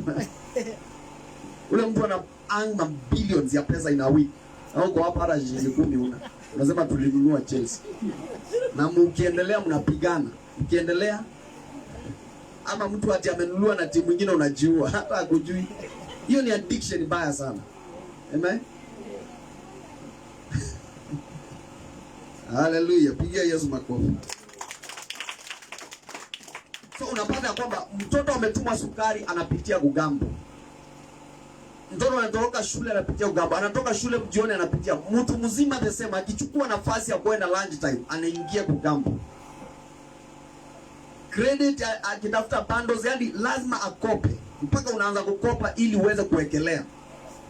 Ndio maana imeshapotia kwenye utumwa. Kuna mtu hajakuja kanisani, kuna ukiwa by the way, game ikianza na kuona mtu hapa ako addicted to ball, hawezi kuja kanisani. Mpaka aende mahali popote hivi. Atakaa hapo mpaka isha. Hawezi kuja. Hata anaweza kosa kwenda kazi. Praise the Lord. Kwa sababu chochote uko addicted to, that is your master. You are slave to that thing. Tulisoma Biblia ikatuambia hivyo. Tuko pamoja? Hallelujah. Nikakwambia kama una biashara, kama huyu amefunga biashara all the way from Kiserian, akaja hapa. Sijaisikia akiniambia nataka kwenda kufungua kazi. Lakini tukimaliza mapema akona uwezo wa kufungua kazi. Wakiwa na mke wake, lakini washaweka close. Na wakasema nini? Amen. Praise the Lord. Lakini akiwa addicted to that work, anaacha bibi anamwambia, "Wewe endeleanga." Anakuja ibada ya kwanza, anamaliza, anakimbia, anafungua bibi anakuja. That is nonsense. Praise the Lord. You are addicted, you are slave to that work. And unaona utafanya miaka yako yote na mtu mwingine afanye hivyo, unafanya kila 24/7 na ako na uwezo kukupita. Akianza kuambia ile mambo amefanya ni zaidi ya vile ambavyo umefanya. Nisemi biashara ni mbaya. Tukitoka hapo mapema ende ufanye biashara. It is allowed. But kuna mtu hawezi akapumzika. Ita watu waambie watu ni pesa. Pesa. Pia watu ni pesa. Umwamshe saa 8, atakuja hapa na Mungu kutoka all the way from Mlolongo. Mlolongo atakuja hapa na Mungu kama apati gari. Lakini mwambie ni maombi. Mwambie tupatane saa 9 masaa ya maombi. Alafu mna agree, mnaweka alarm. Anafanyanga tu hivi, anatafuta hata hataki kufungua macho, anakakata kale kasimu, anapiga kelele. Praise the Lord. These root causes are tied to real needs in our lives. Kwa sababu hata wahubiri wa uongo wale walikuja wanaangalianga. Unajua wengine hata watumii nguvu za giza. Kuna wale wanatumia nguvu za giza na kuna wale wanatumia kitu inaitwa psychology. Ashatambua shida za watu zile mingi Nairobi. Akishatambua hizi ndio anakuja nazo. Basi anajipanga wiki mzima. Akija hapa hivi utazitoa. Amen. Na sasa anakueleza shida ya kukosa kazi kwako, na anakuambia leta 10,000 ndipo upate ile kazi. Na wewe huna kazi. Amekufanya nini? Mtumwa, kwa sababu utaenda ukope, uingie kwenye utumwa wa kukopa, umlete. Utabaki na shida zao za kulipa, na yeye ashaingiza bidii zake 10 na amechomoka. Yeye amepata kwa urahisi kwa mtu mjinga. Sema amen. Amen. Lakini nikikuhubiria hii wakati wa kunibariki unibariki. Ndio naona wahubiri wengine hawataka kuhubiri, maana wakihubiri pia hamtaki kuwapatia. Amen. Amen. Hallelujah. So unapata ya kwamba you are tied to the real needs. Kuna needs, unapata kuna needs za watu. Kuna mtu atakuangalia hivi, Cyrus, angalia need ama akuulize needs zako. So atakuattack na zile needs. Praise the Lord. Man, uko addicted, you are eager, you are serious to have that. Praise the Lord. Una passion ya kuwa na mamilioni. Unasikia? Hapo unaweza ukawini. Si waambia mambo ya betting. Betting wanaweza pata 1 point something per day. Kwa hivyo wakienda miezi 2-3 wanaangalia watu wa Kayaba kama mtu wa pale South B, na wanatafuta mtu wa ana kitu vizuri. Amen. Nasikia ameshinda 100 million South B. South B yote kwa wiki moja inakuwa ni betting. Tunajua Cyrus aliwin. Tulikuwa na yeye hapa hivi. Hii ni real. So watu wote wanaingia hapo. Unapata ni kugambo, ni kwamba pesa inaingia. Umekuwa mtumwa kwa sababu unatamani vitu kwa haraka ambao hujafanyia kazi. Praise the Lord. Addiction, it can be broken through the power of Jesus Christ. Hallelujah. Amen. Somebody say yes. Temptation is when a person is enticed to live independently from God. Kwa hivyo ni wakati kujaribiwa, ni wakati unajidanganya ya kwamba unaweza ishi kivyako bila Mungu. Unaishi peke yako bila Mungu. Ndio unaona Ishmaeli akapatikana. Si niwaambia siku nyingine, Ishmaeli si mpango wa Mungu. Lakini Sara akasema tumengojea, niko na miaka 90. Amen. Na huyu mwingine ako na miaka 100. Mazee huyu ni tubabu. Ashosho, si kweli? Huyu ni shoshi. Mazee akamwambia tumengojea huyu Mungu sana, kimeumana. Kwa hivyo wakaanza kazi ya kumsaidia Mungu. Akamwambia kuna kamutu hapa tumeajiri.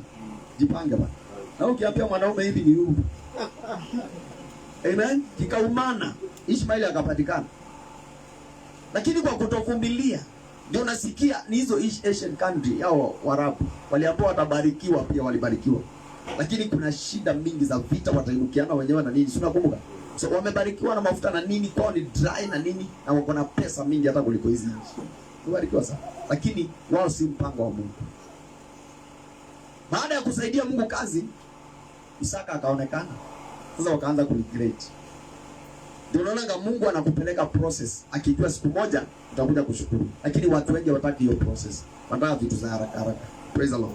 So temptation wakati unajidanganya mwenyewe ama unadanganya roho yako, ninaweza nikafanya chochote bila Mungu. Chochote ambacho unaweza fanya bila Mungu, basi ujue kwamba hakiwezi kukusaidia. Amen. Sin is when a person chooses to live independently from God. Dhambi ni wakati umechagua kufuata mapenzi yako na kuishi kivyako kama Mungu hayupo. Unatenga Mungu, unasema wacha twende. Wakamkataa Samueli, wakamwambia kutoka leo bado umezeeka, macho yako ioni, hatutaki watoto wako watuongoze na kututawala. Kutoka leo tunataka tujichagulie kiongozi. Naye Mungu kwa sababu angewaacha akasema waichagulie, na akamwanoint na mafuta ya chupa, maana chupa upasuka. Praise the Lord. Maana alijua ufalme wako unafanya nini? Utapasuka. Lakini akawaambia, kodi mtatolewa mingi. Leo hii tunalia nini? na zile kodi hazifanyi kazi. Usisikie zinafanya kazi Kenya. Kodi yako si yote inafanya kazi. 50% inaingia kwenye mifuko ya watu. Praise the Lord. Hiyo ndio tuliambiwa. Wakasema hakuna shida, maana Mungu lazima akuonye. Hakuna shida kama ni hivyo. Wakaambiwa watoto wenyewe watakuwa wanakimbia, wanakimbiza magari huku kando. Unaonanga vile bodyguard wanakimbia. Unafikiri hiyo kazi ni rahisi? Wanaambiwa watakuwa wakichukua watoto wenyu cha nguvu. Kina Idi Amin alikuwa anachukua hata wasichana wa shule cha nguvu. Ni kweli ama si kweli? Utampeleka wapi? Waliambiwa mambo mengi, soma, utajua. Inafanyika ama ifanyiki. Kwa sababu ya wewe utaki Mungu atuongoze, maana ilikuwa inaitwa theo means God. Theocratic, it is where God leads. Praise the Lord. Lakini tukasema tunataka democratic. Hata hiyo democratic yenyewe haifanyi. Tunafanya ile kitu inaitwa monarchy. Monarchy ni wakati naongoza nchi na mali zote karibu zote ni zangu. So watu wanafuata my interest. Hata kama tuna katiba, I'm more than that. I am above that. Praise the Lord. Angalia familia ya Kenyatta, angalia familia ya Moi, kina Laila hawa, na wale wengine. Wanatudanganya tu, ni huyu, kina Ruto hao. Kila mtu anasema ni huyu, najii mnabaki mnagawanyishwa mnasema ni huyu. Ruto hata akiwa president, my friend, usipotia bidii utakuwa vile vile. Amen. Halo. Baba ule wa kweli ni Mungu. Amen. Nikwambie ukweli. Na hawezi kuwa baba yako, wewe uko na baba yako ushagoa hapa Nairobi. Amen. Na yeye anaenjoy mali ya baba yake ambao ni ODM. Halo. Na anakulia heshima ama anakulia nafasi ya baba yake. Uhuru Kenyatta aliingia hata yeye akashtuka. Nimekuaje president? Kwa sababu kuna foundation zimepangwa. So wakikutana wanasema nini? Hebu tuangalia nini? Wacha tukimbie farasi, unasikia ni wawili watatu farasi wanakimbia. Yule farasi anaanguka usitani atabaki hivyo. Anaitwa tena kwa meza. Naambiwa si ulianguka yeye. Wacha niendelee, wewe ingia hapa. Tuendeleze hii kazi. Kwa pamoja. Wanaendelea hivi, unasikia tena farasi ni watatu, huyu anachukua. Anamwambia umeninie, hakuna mtu hata wale MP wanaitisha kura huku. Wakianguka wanabaki bure tena. Wanakuanga na network, unasikia yeye ndio chairman hata kina Kalembendile. Unasikia ndio chairman wa match. Unabaki hapo ukisemanga tulianguka. Mazee tulianguka raundi hii. Tulianguka na nani? Mwenye ulianguka na yeye amepewa kazi, wewe umebaki bila. Paka tuwe wise. Praise the Lord. Paka tuwe nini? Wise.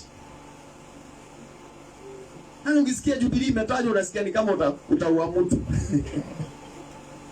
Ukisikia inaitwaje ODM imetajwa ama Wiper. Mazee unasikia ni kama utameza mtu. Wale watu wanakunywa chai pamoja, wanapigiana na simu kabisa. Ndio maana lazima unajua, acha nikwambie. I want to tell you this for free. Politics ni game. Game namna gani? Unapata wale watu wakiwa pale juu. Anakuanga na mawazo mawili, either apate ama akose. Ndio unaona Kalonzo akikosa, anajua lazima ataitwa kwa meza. Unaelewa? Na atakuwa hakuna vile utamuintimidate ama utamuoverlook. Kuna wakati mmoja utapata bado hata akipita huko barabara na wapi na mali zake ziko secure. Mudavadi the same. Ruto the same. Hao watu wote ile level wako haijalishi nani atakayechukua. So yule mtu ana mahali fahali wawili wanapigana, nyazi ndio uumia. Maana hao fahali lazima waache vita. Praise the Lord. Hallelujah. Wasipigana milele. Na wakitokea kwa TV unasikia vile mtu ametoa, inaitwa stage management. Jamaa anajipanga anakuja anatoa vile fulani mbaya, hii chama ni mbaya, lakini jioni anapigana na mwambie acha kunipiga hivyo bwana. Naye pia anatokea hapa anasema hivi, jioni wanakunywa chai pamoja pale. Pale inaitwa Royco. Ilikuwa inaitwa Royco zamani. Amen. Grand Regis. Kwa pale. Nashangaa kama ni wale watu. Ambia mtu pigania maisha yako. Amen. Hallelujah. Nasikia wale. Okay, sawa. So maandiko nini nasema ya kwamba ni kile ambacho umechagua, maana Yesu pia anatuambia tuchague. So ukichagua na moyo wako is okay. Tuko pamoja? So ni kuchagua. Kile umechagua. Sin tries to meet legitimate needs in illegitimate way. Sikia? Sin is when you are trying to meet legitimate needs in illegitimate way. Illegitimate way ni yale mambo ambayo haistahili, illegal. Kwa pamoja. For example, umepewa usimamie CDF. Unataka kuwa na real estate. So hii pesa ya CDF haifikii watu vile inastahili kufikia na kufanya miradi. Unachukua unanunua ma real estate. So unajaribu sana kuwa greedy, unakuwa addicted to greediness kwa sababu una tamaa, umekuwa mtumwa wa tamaa. So unakuwa na tamaa ya kuiba vitu za watu. So ukiwa na tamaa ya kuiba vitu za watu na uendelee kupata position, what will happen? Utakuwa a super greedy person. Ndio utachukua kwa wingi sana. Ukipatia mwizi nafasi akiwa hapa chini, Kenya tunapenda wezi sana. Unasikia huyo mwizi ni wetu akuje. Unasikia amepewa governor. Unasikia amepewa MP. Sina kwanga hivyo Kenya. Huyo mnamkataa ndio wetu. Anapigwa ni kisiasa. Yeye anakuja anawaambia ni siasa. Si siasa, ni mwizi. Amen. Hallelujah. Amen. So unapata ni wakati unajaribu ama unajisaidia, unafanya corruption ndiposa utimize ni zako. Unafanya usherati utimize nini? Mahitaji yako. Hallelujah. Yaani unafanya vitu, unauzia watu madawa ya kulevya ili utimize, maana unataka pesa kwa wingi. Hiyo ni dhambi. Ambia mtu hiyo ni dhambi. Ambia mtu hiyo ni dhambi. Ambia toka kwa dhambi. There is false belief that God will not meet one's needs correctly, if at all. Therefore, a person chooses to meet his needs in ways that leads to sinful, wrong, eventually addictive ways. For instance, Jesus talked with a woman in the region of Samaria.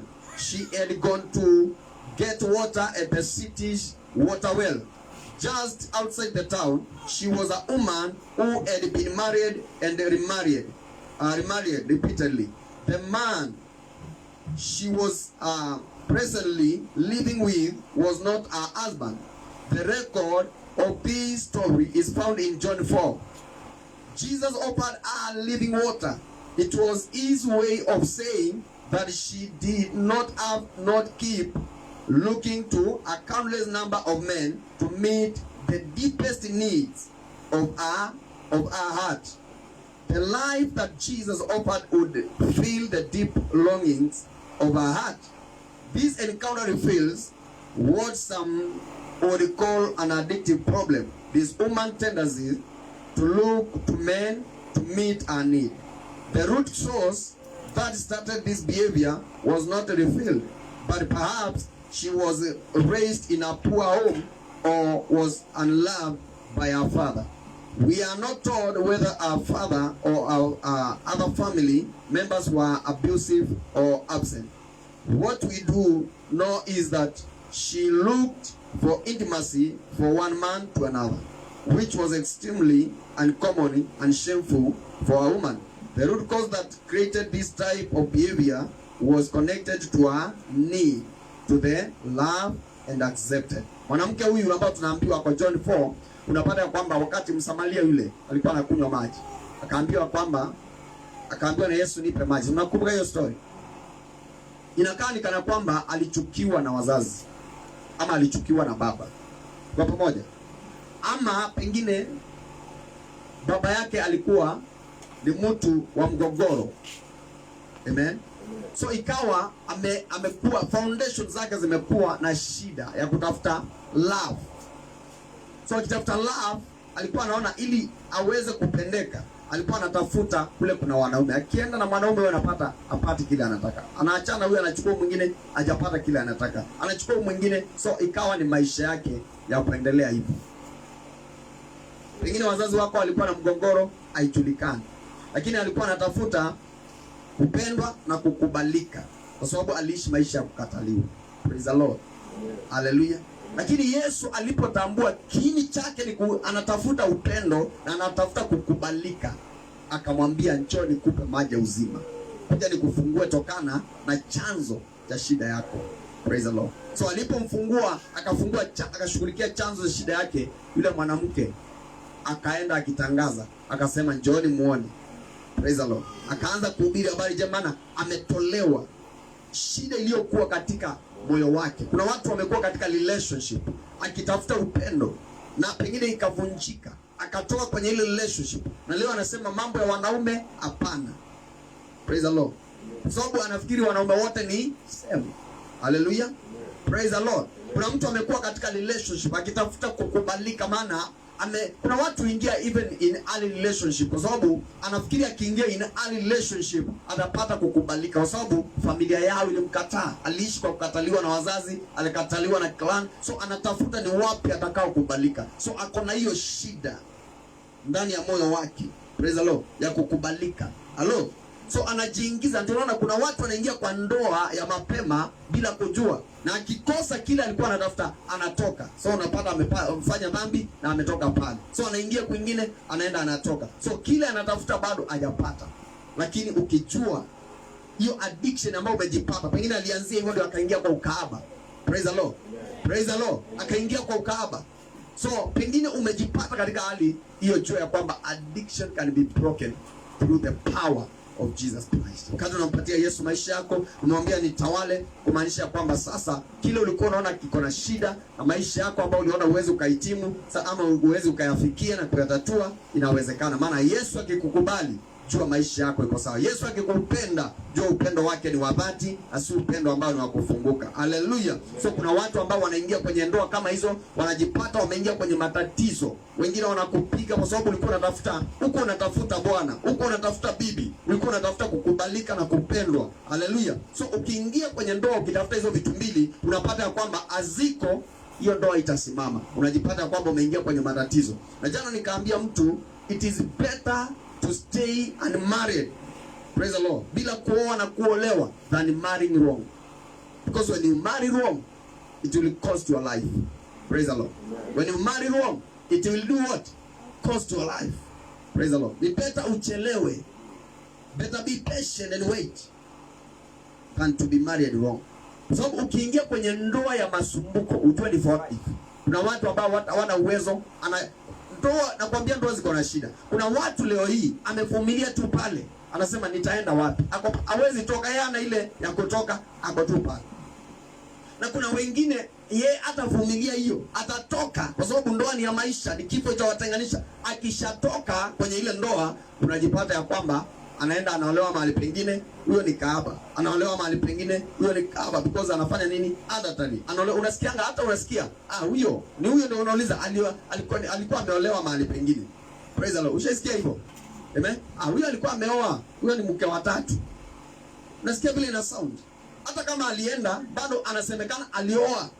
Maana ndoa kuna covenant. Watu wanasema huyo kama ni fulani, sasa ameoa mke wa tano. Ingawaje hao wengine walienda na wakaolewa, lakini unasikia ukiambiwa huyo. Kwa hivyo ni kama kuna shida fulani. Praise the Lord. Lakini in life hakuna watu upenda hiyo. Lakini kama ulijipata hapo, unaweza ukatosheleka kwa Bwana.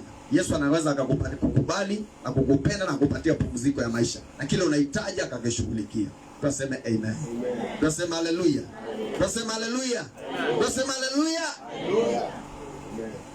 So kama unahitaji mahitaji yako iweze kufikiwa, tengeneza uhusiano wako na Yesu Kristo, because you need Christ and a right relationship with him to meet one's needs. Hallelujah.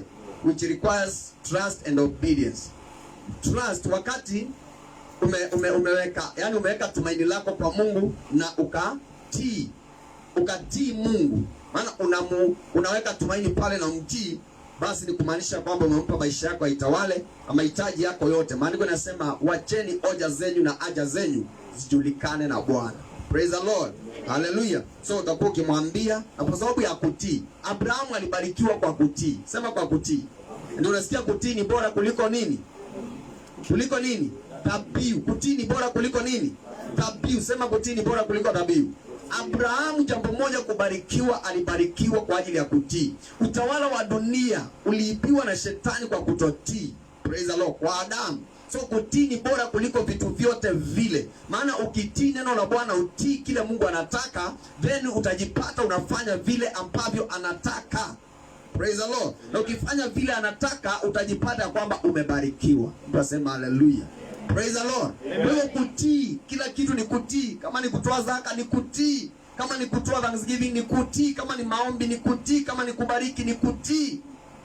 Kila kitu inaanzia na nini? Kutii. Ndio unaona Abrahamu kitu ya kwanza alipotii akaambiwa nimekubariki. Wakati aliambiwa enda ukatoa mwanao, Mungu alikuwa anamjaribu, akatii. Kutii peke yake Bwana akaprovide, akasema nimeprovide another land. Praise the Lord. Sababu unapotii kila Mungu anataka, basi maisha yako haitakuwa vile tena. Kwa hivyo unahitaji kutrust, na yule utatrust then utamtii. Kwa ndoa ukitrust mmeo ama mkeo, kutii itakuwa pale na upendo utakuwa pale. Hallelujah. A person chooses to meet needs in ways that are wrong, which often leads to addictive behaviors. Kwa sababu ukichagua njia mbaya ambayo si maadili ya Kikristo, utajipata umekuwa addicted. Ukifuatana na watu ambao ni greedy people, ni kama MP akichaguliwa akiingia bungeni, anachanuliwa na wale wengine, anaambiwa ukikaa hapa hivi hautakuwa na kitu. Anafunzwa njia mbaya. Ni kama mhubiri anaambiwa ukikaa bila kutabiria watu, ukikaa bila mimi nimeambiwa na watu mambo mingi. Praise the Lord. Naomba injili hii unahubiri hautapata vitu. Praise the Lord. Hii injili tu unahubiri hii ya kawaida hii, hautapata vitu. Anza kujipanga, tabiria watu, paka watu mafuta. Amen. Uone vitu zikikuja. But we are not preaching for what we can get. Sisi atuhubiri kwa sababu tuliitwa na watu, atuhubiri kwa sababu tulionekana watu kaambiwa tumetosha. No, it is a command, it is a passion, it is a zeal. Yani nafuata kile kiko ndani yangu. Ndio maana Bwana aliponiita akaniambia kumbuka Deuteronomy 6, mstari wa 6 mpaka 7 na 8. Kumbuka mahali popote utakapoenda funza watu wangu neno. Akanipeleka Mathayo pale ni 5:19. Akaniambia kwamba yeyote atafunza habari hizi vile zilivyo, akaniambia haya mambo yote. So nafuata huyo master wangu aliyenifunga. But nikose vitu lakini niingie mbinguni. But nikose vitu na nikose kulaumiwa. Praise the Lord. But nikose mali hii mnafikiri ya kwamba ndio ya maana, lakini nipate nini? Nipate ufalme wa Bwana, na Bwana ani welcome na malaika aniambie karibu, well done my son, you have done the way I wanted. Praise the Lord. Na niwe accounted kwa wale watu niliaminika nao. Praise the Lord. Pesa zinakuja zinaisha. These are material things. Magari inakuja inakuisha. Ministry kubwa zinakuja zinaisha. Wakati mhubiri amekufa inagawanyika, inafarakana. Hizi ni vitu za dunia zinakuisha. Better we trust our God and be obedient to our God. And in obedience you shall be blessed. And because you are obedient and you are accepting to be obedient, may God bless you and may God take you into places. May God lead you into greatness. May God expand your territories. May God come in the time of your need. May God appear and show up when you need Him and when you need His assistance because of the obedience and the trust that you have. Amen. Praise the Lord. Am I speaking to somebody? Yes. I want to finish with this. Tani maliza na hii. Ya kwamba a person chooses to meet his needs in wrong way. That's why unapata ya kwamba this life of independence living is sin. Unapata kuna mtu ambia tafuta watu, ambia mtu waje ukaa peke yako. Mara mingi unapata kuna mtu anakaa na shida yake na pain katika maisha yake, unasikia amejinyonga. Praise the Lord. Lakini kuna wakati ambao unaweza ukashare na mtu, na yule mtu ukishiriki na yeye anaweza akakupatia ka solution kadogo akiongozwa na Roho, then unapata kwamba hujajinyonga na maisha yako imeendelea. Praise the Lord. So si watu wote ambao wanajinyonga wamerushiwa mapepo. Mwingine ni kuna pain alizaliwa nayo, ama kuna pain ilimpata katikati, kuna depression iko katika maisha yake, traumatization iko ndani yake, so inampeleka hivi mpaka, maana kazi ya shetani ni kuiba, kuharibu na kuua. So kazi ya shetani tatu tu lazima azifanye, ambia mtu lazima azitekeleze. So itategemea atatekeleza na nani, ni wewe ama ni nani mwingine. Praise the Lord. Lakini kama uko ndani ya Yesu, shetani hatatekeleza. Hakuna kitu atatekeleza juu ya maisha yako, lakini mpango wa Mungu utatimia juu ya maisha yako. Mtu asema haleluya. Tutasema haleluya. So violating one's body with the drugs or alcohol is sin. That's why anasemanga mwili huu ni hekalu ya Jehova. Wakati unautumia vibaya, wakati unavaa miniskirt, unaonyeshana Nairobi ambazo hazistahili kuonyeshwa, ujue ni dhambi na unamkosea Mungu. Praise the Lord. Hello. Hello. Praise the Lord. Maana ukinywa utajipata unakojoa katikati ya soko. Watoto, wazee, watu wote wanakuona. Praise the Lord. Na kuna wimbo Rose Mwando aliimba akasema, umejifanya kuwa mjanja na katikati ya milima umefunua marinda, si vitu kama hizo. Yaani unakuwa wewe ukataangi, yaani bodi akija hata wazimu au jiheshimu. Kuna sehemu ambazo ziliwekwa kuwa privacy, ndio maana tukaanza, hata majamaa walipoamuka hivi walijipata wako uchi, wakasema ai, hebu niambie sisi wote hapa tungekuwa uchi, ingekuwa ni nini inaendelea hapa sasa? Praise the Lord. Lakini kwa sababu kuna areas lazima ziwe protected, that's why tunavaa manguo, na hiyo ni heshima. Praise the Lord. Na kama umeolewa, kuna yule anastahili kuona zile area. Acha kuonyesha kila watu unapata nguo imeandikwa welcome where? Nairobi. Which city is that? Amen. Hallelujah. Amen. Ati iko poa nini? Wewe ndio unajua, si hatujui. Amen. Hallelujah. Amen. So unajipata ya kwamba yale mambo yanakuingiza pale si mambo mazuri. Kwa hivyo unajipata una violate. Huu mwili ni mwili wa kuchunga. Praise the Lord. Ndio unaona fasting zile tulifanya za 40 days mara 4. Kwa wale tulipeleka 4, mimi nilipeleka 4, kuna wale tulipeleka 3 hivyo. So hatutaanza kila wakati tunajipeleka, tunajipata ni 40 days. Ati mara za kula za kufunga zilikuwa mingi kuliko kula. No. Wewe hujaitwa hapo. Kama umeitwa hapo ni wewe peke yako. Hallelujah. So huu mwili ukisikia malaria, enda upe dawa na uombe na uamini Mungu umepona. Wacha kuchokesha mwili. Kuna watu wako hapo mingi kabisa stage, hata ni stage mpaka kwa maisha yake. Saa 7 unakulanga mahindi, kwani unafanyia nini? Kuna maiti iko mbali, uliambiwa lazima uipeleke nyumbani. Halo. Yaani mpaka ukule githeri ya 10 lazima utafute vibanda. Ambia mtu yoro ishinde. Ukiitwa harambee unatoa 1000 na wewe hata hakuna siku shei kula 1000. Hapana. Ambia mtu hapana. Hii mwili chunge. Praise the Lord. Kula special diet, kula vizuri, vaa vizuri. Kuna mtu lazima avae mitumba maisha yake yote na ameajiriwa. Lazima mtumba, na si zile mtumba kamera. Maana kuna mtumba ziko na pesa. Yeye anachukuanga tu anakaa kama mzee, kama ni kijana. Kama ni msichana anavaa tu matambara. Hata ndio unaona unatafuta mume upati. Hata mzee upati. Change maisha, ambia mtu change maisha. Praise the Lord. Hallelujah. Pana shuka tu matuta huku pote matuta. Unaweka zile blanda ati you are saving. What are you saving? Amen. Tafuta mahali, enda shuka vizuri. Hata kama utashuka na hiyo nyingine ukoanza kushuka ni sawa. Amen. Unaona wengine wananyolewa ni matajiri, kumbe wao hawana time ya kunyolewa, hawana time ya kushuka, na wewe unaanza kunyolewa kama wao. Na hata una shape ya kunyolewa. Usifanye vitu tu watu wanafanya. Kaa vizuri, kula vizuri, vaa vitu vizuri. Amen. Hizi vitu ni zetu. Mahoteli ya makubwa ni yetu. Amen. Si lazima uwe nazo ndio ubariki maskini. Si lazima uwe nazo ndio uvae vizuri. Hapana, vaa vizuri. Jipige luku bana. Tokelezea. Ambia mtu tokelezea poa. Haleluya. Huu mwili uchunge. Upatie vitu zinastahili. Kama ni maji, kunywa maji. Kama ni maziwa, kunywa maziwa. Ukisikia roho inataka wakati uko hai, kule kuzimu hakuna kukula. Mbinguni hakutakuwa kukula, for your information. Niambia jana mwingine degree yake itafanya kazi mbinguni. Kule Machokozo nilikuwa nahubiri jana. Haiwezi ikafanya kule. Degree zako kama hazitafanya hapa, wewe umefanya kazi za bure. Praise the Lord. Hallelujah. Vitu utafanyia wapi? Hapa. Na nilikusomea nikakwambia maskini na tajiri wamepewa muda the same. Lisali the same. Pigana upate vitu. Ambia mtu, pigana upate vitu. Lakini kwa njia inayostahili. Wangapi wangependa kuendesha magari zao? Pokea katika jina la Yesu Kristo. Wangapi wangependa kuishi kwa manyumba zao? Pokea katika jina la Yesu. Wangapi wangependa kuwa landlady and landlords? Pokea katika jina la Yesu. Amen and amen. Praise the Lord. Amen. Hallelujah. Amen. Sema it is possible. So sexual immorality is sin. Unaona ya kwamba wale watu ambao wanasupport wanaitwa sex workers.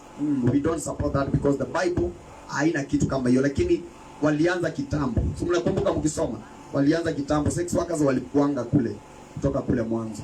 Amen. Amen. Hiyo si kazi.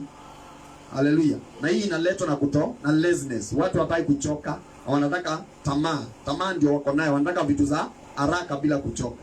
Maana kazi utaichokea, ina malipo mzuri. Although unaweza lipa kidogo kidogo, lakini uko na furaha. Amen. Hallelujah.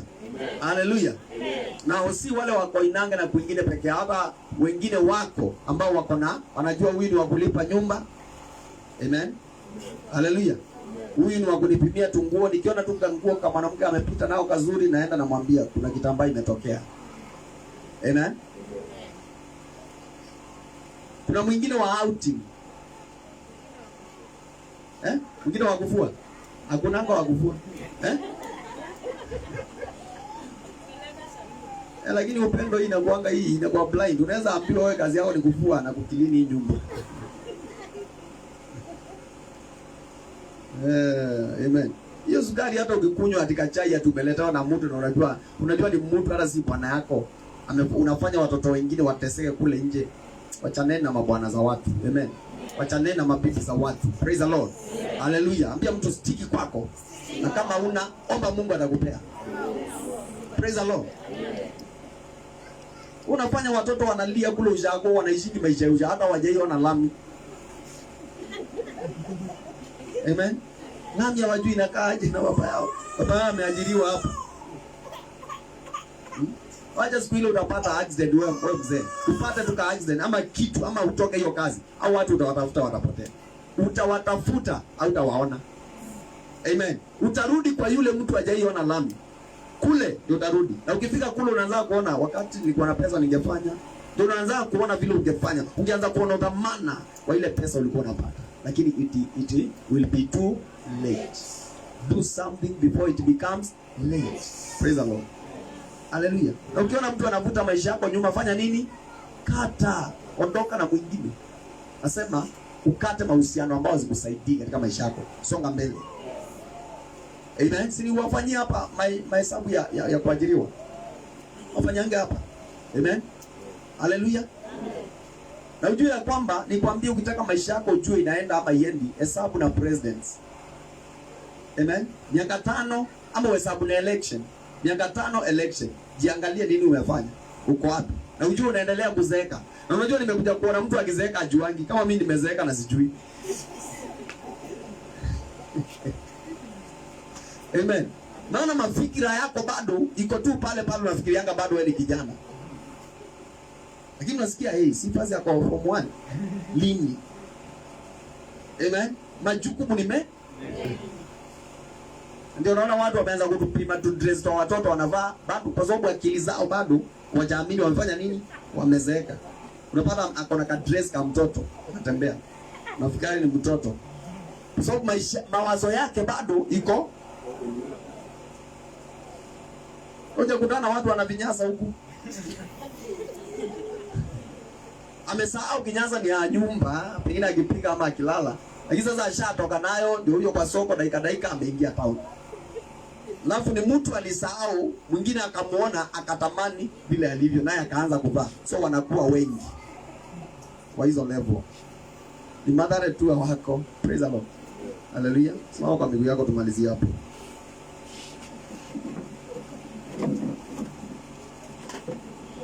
So hii inaleta process ya kuwa free from any addiction. Amen. Addiction ya kutamani watu wengine, mabibi za bwana, mabibi za watu wengine, mabwana za watu. Addiction ya gossip. Addiction ya kutamani vitu ambazo huna uwezo nazo. Zile vitu unawaza nazo, wachana nazo. Ambia mtu zile vitu hauna uwezo nazo, wachana nazo. Hapo ndipo Mungu anaingilianga. Praise the Lord. Hapo ndipo Mungu anaingilianga, zile uwezi unaachana nazo. Unapigana zile unaweza. Zingine unaachia nani? Mungu anapigana nazo. Praise the Lord. Hallelujah. Hallelujah. Amen. Achana maisha uwezani nayo. Ingia ile maisha unaweza. Na utajipata utajipata una vidonda za tumbo, unaenda tu vizuri. Maisha yako inaenda tu vizuri. Praise the Lord. Hallelujah.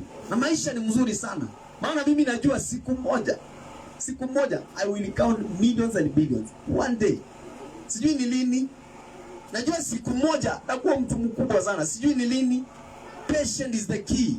Process is the key. Prayer is the key. Trust is the key. Obedience is the key. Praise the Lord. Lakini unataka pesa papo. Ndio unaona gambling kila wakati. Una gamble nini? Jackpot, unaekelea jackpot. Na wengine wanaekelea jackpot ya 3,000 na nyumba ujue ni 2,000. Wale wanalipanga 2,000. So anaekelea pale akiambiwa atapata nini? Double yake. Hallelujah. Anajipata ya kwamba ana chochote.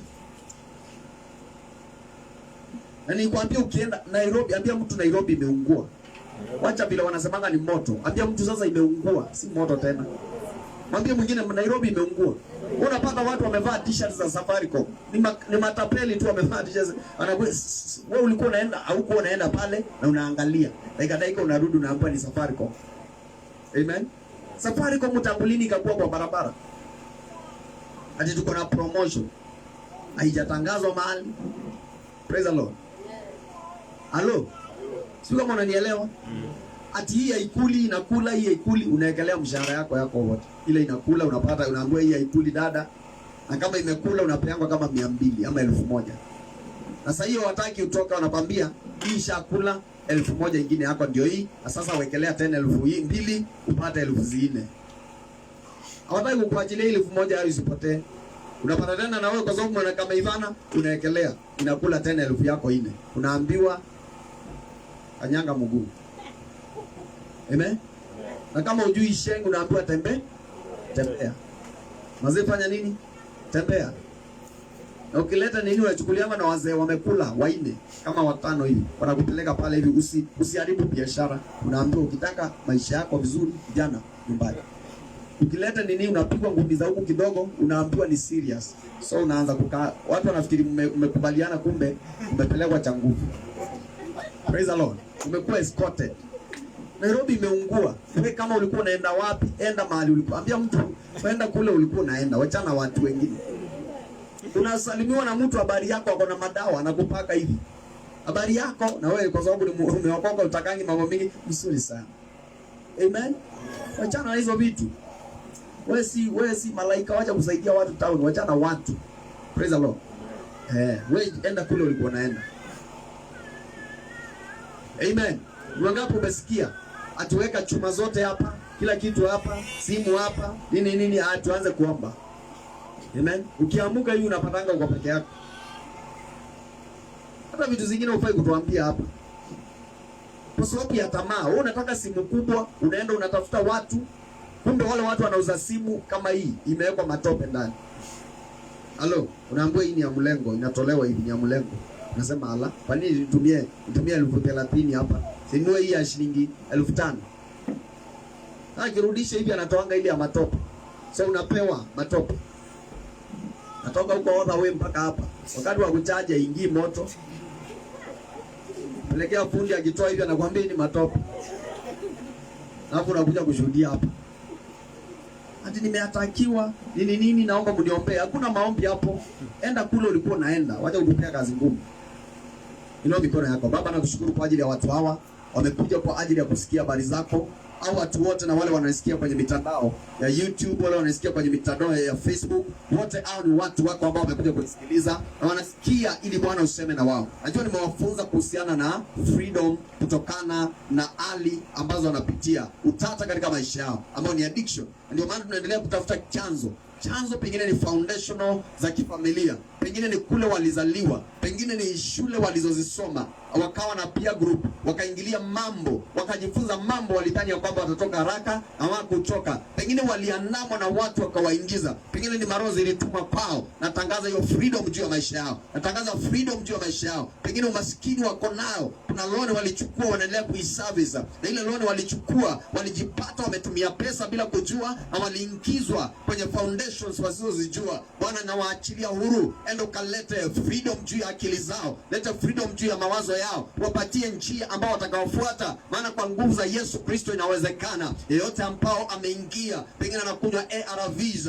kwa ajili ya HIV, alijipata, alidanganywa akajipata, kwa ajili alikuwa na ile addiction ya immorality, pengine alijipata pale kwa ajili ya kufuata tamaa za kipesa. Bwana naomba muonee rehema, na tena uendelee kumsamehe na kumpatia utukufu, na inawezekana akawa free from these drugs in the name of Jesus. Natangaza kanza zikaweze kupona katika jina la Yesu. Natangaza magonjwa kila aina, chochote kimekutia katika utumwa, chochote ambacho kimekutia katika utumwa, kama ni gossip, kama ni lying, kama ni cheating, anything which is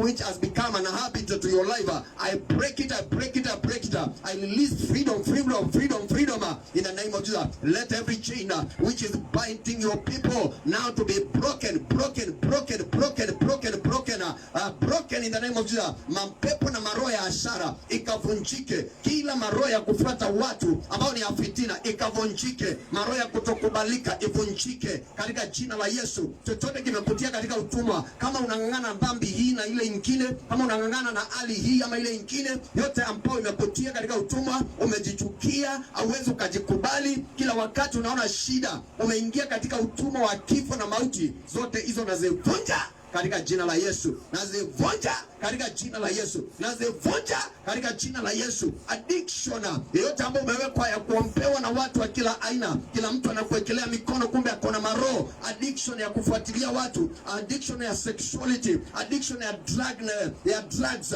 addiction ambao ni ya cigarettes, addiction ambao ni ya weed, addiction ambao ni ya marijuana, rabo shakata makedebe sekedeba in the name of Jesus. Addiction ya kutobey, addiction ya kutotrust and putting your trust to God. Rabo shaikana malapa pepa zokadia. I command you to lose. Let the people of God go. Let the people of God go free to serve their God in the name of Jesus. I release financial breakthrough. I release freedom from any addiction in the name of Jesus. Naachilia uhuru, uhuru wa kifedha, naachilia uhuru wa afya, naachilia uhuru kupitia jina la Yesu Kristo. Ni jina lenye mamlaka, ni jina lenye nguvu, ni jina la ushindi katika jina la Yesu Kristo. Kila mtu aseme amen. Pia Yesu makofi. Wapi shangwe na vigelegele. Ambia mtu niko huru. Ambia mtu niko huru. Amen. Amen. Amen. Wangapi wako na furaha? Hallelujah. Amen. Bye bye.